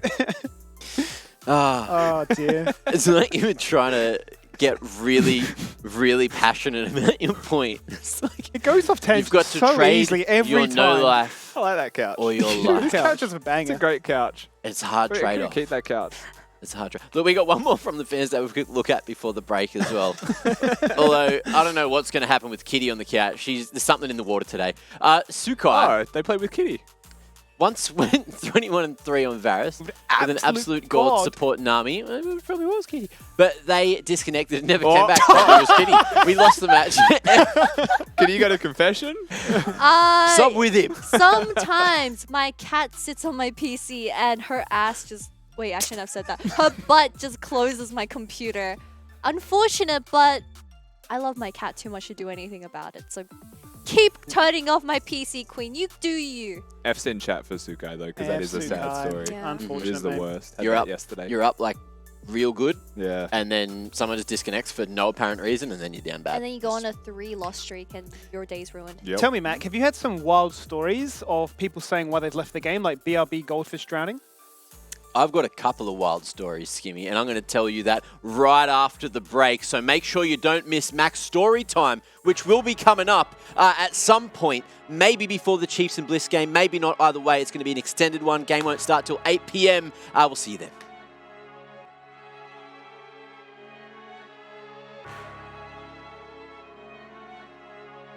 Which team to attack? Shenfire once again, mind controlling them with, well, if you go for this, we just summon the Heralds. Finds Praetors with the Q. Shenfire's found it, he's gone for the flash kick, it's on to one. Oh my god, Podrim's dead, that's what you need! They get the kill, but there's no jungler here, so what happens to the dragon? It's going to reset, it's down to 1k. Still agonizingly close, it's still alive, but it's a double kill now for Chippies, who says forget about the dragon, 400 HP or not, we're much more interested in winning this team fight and win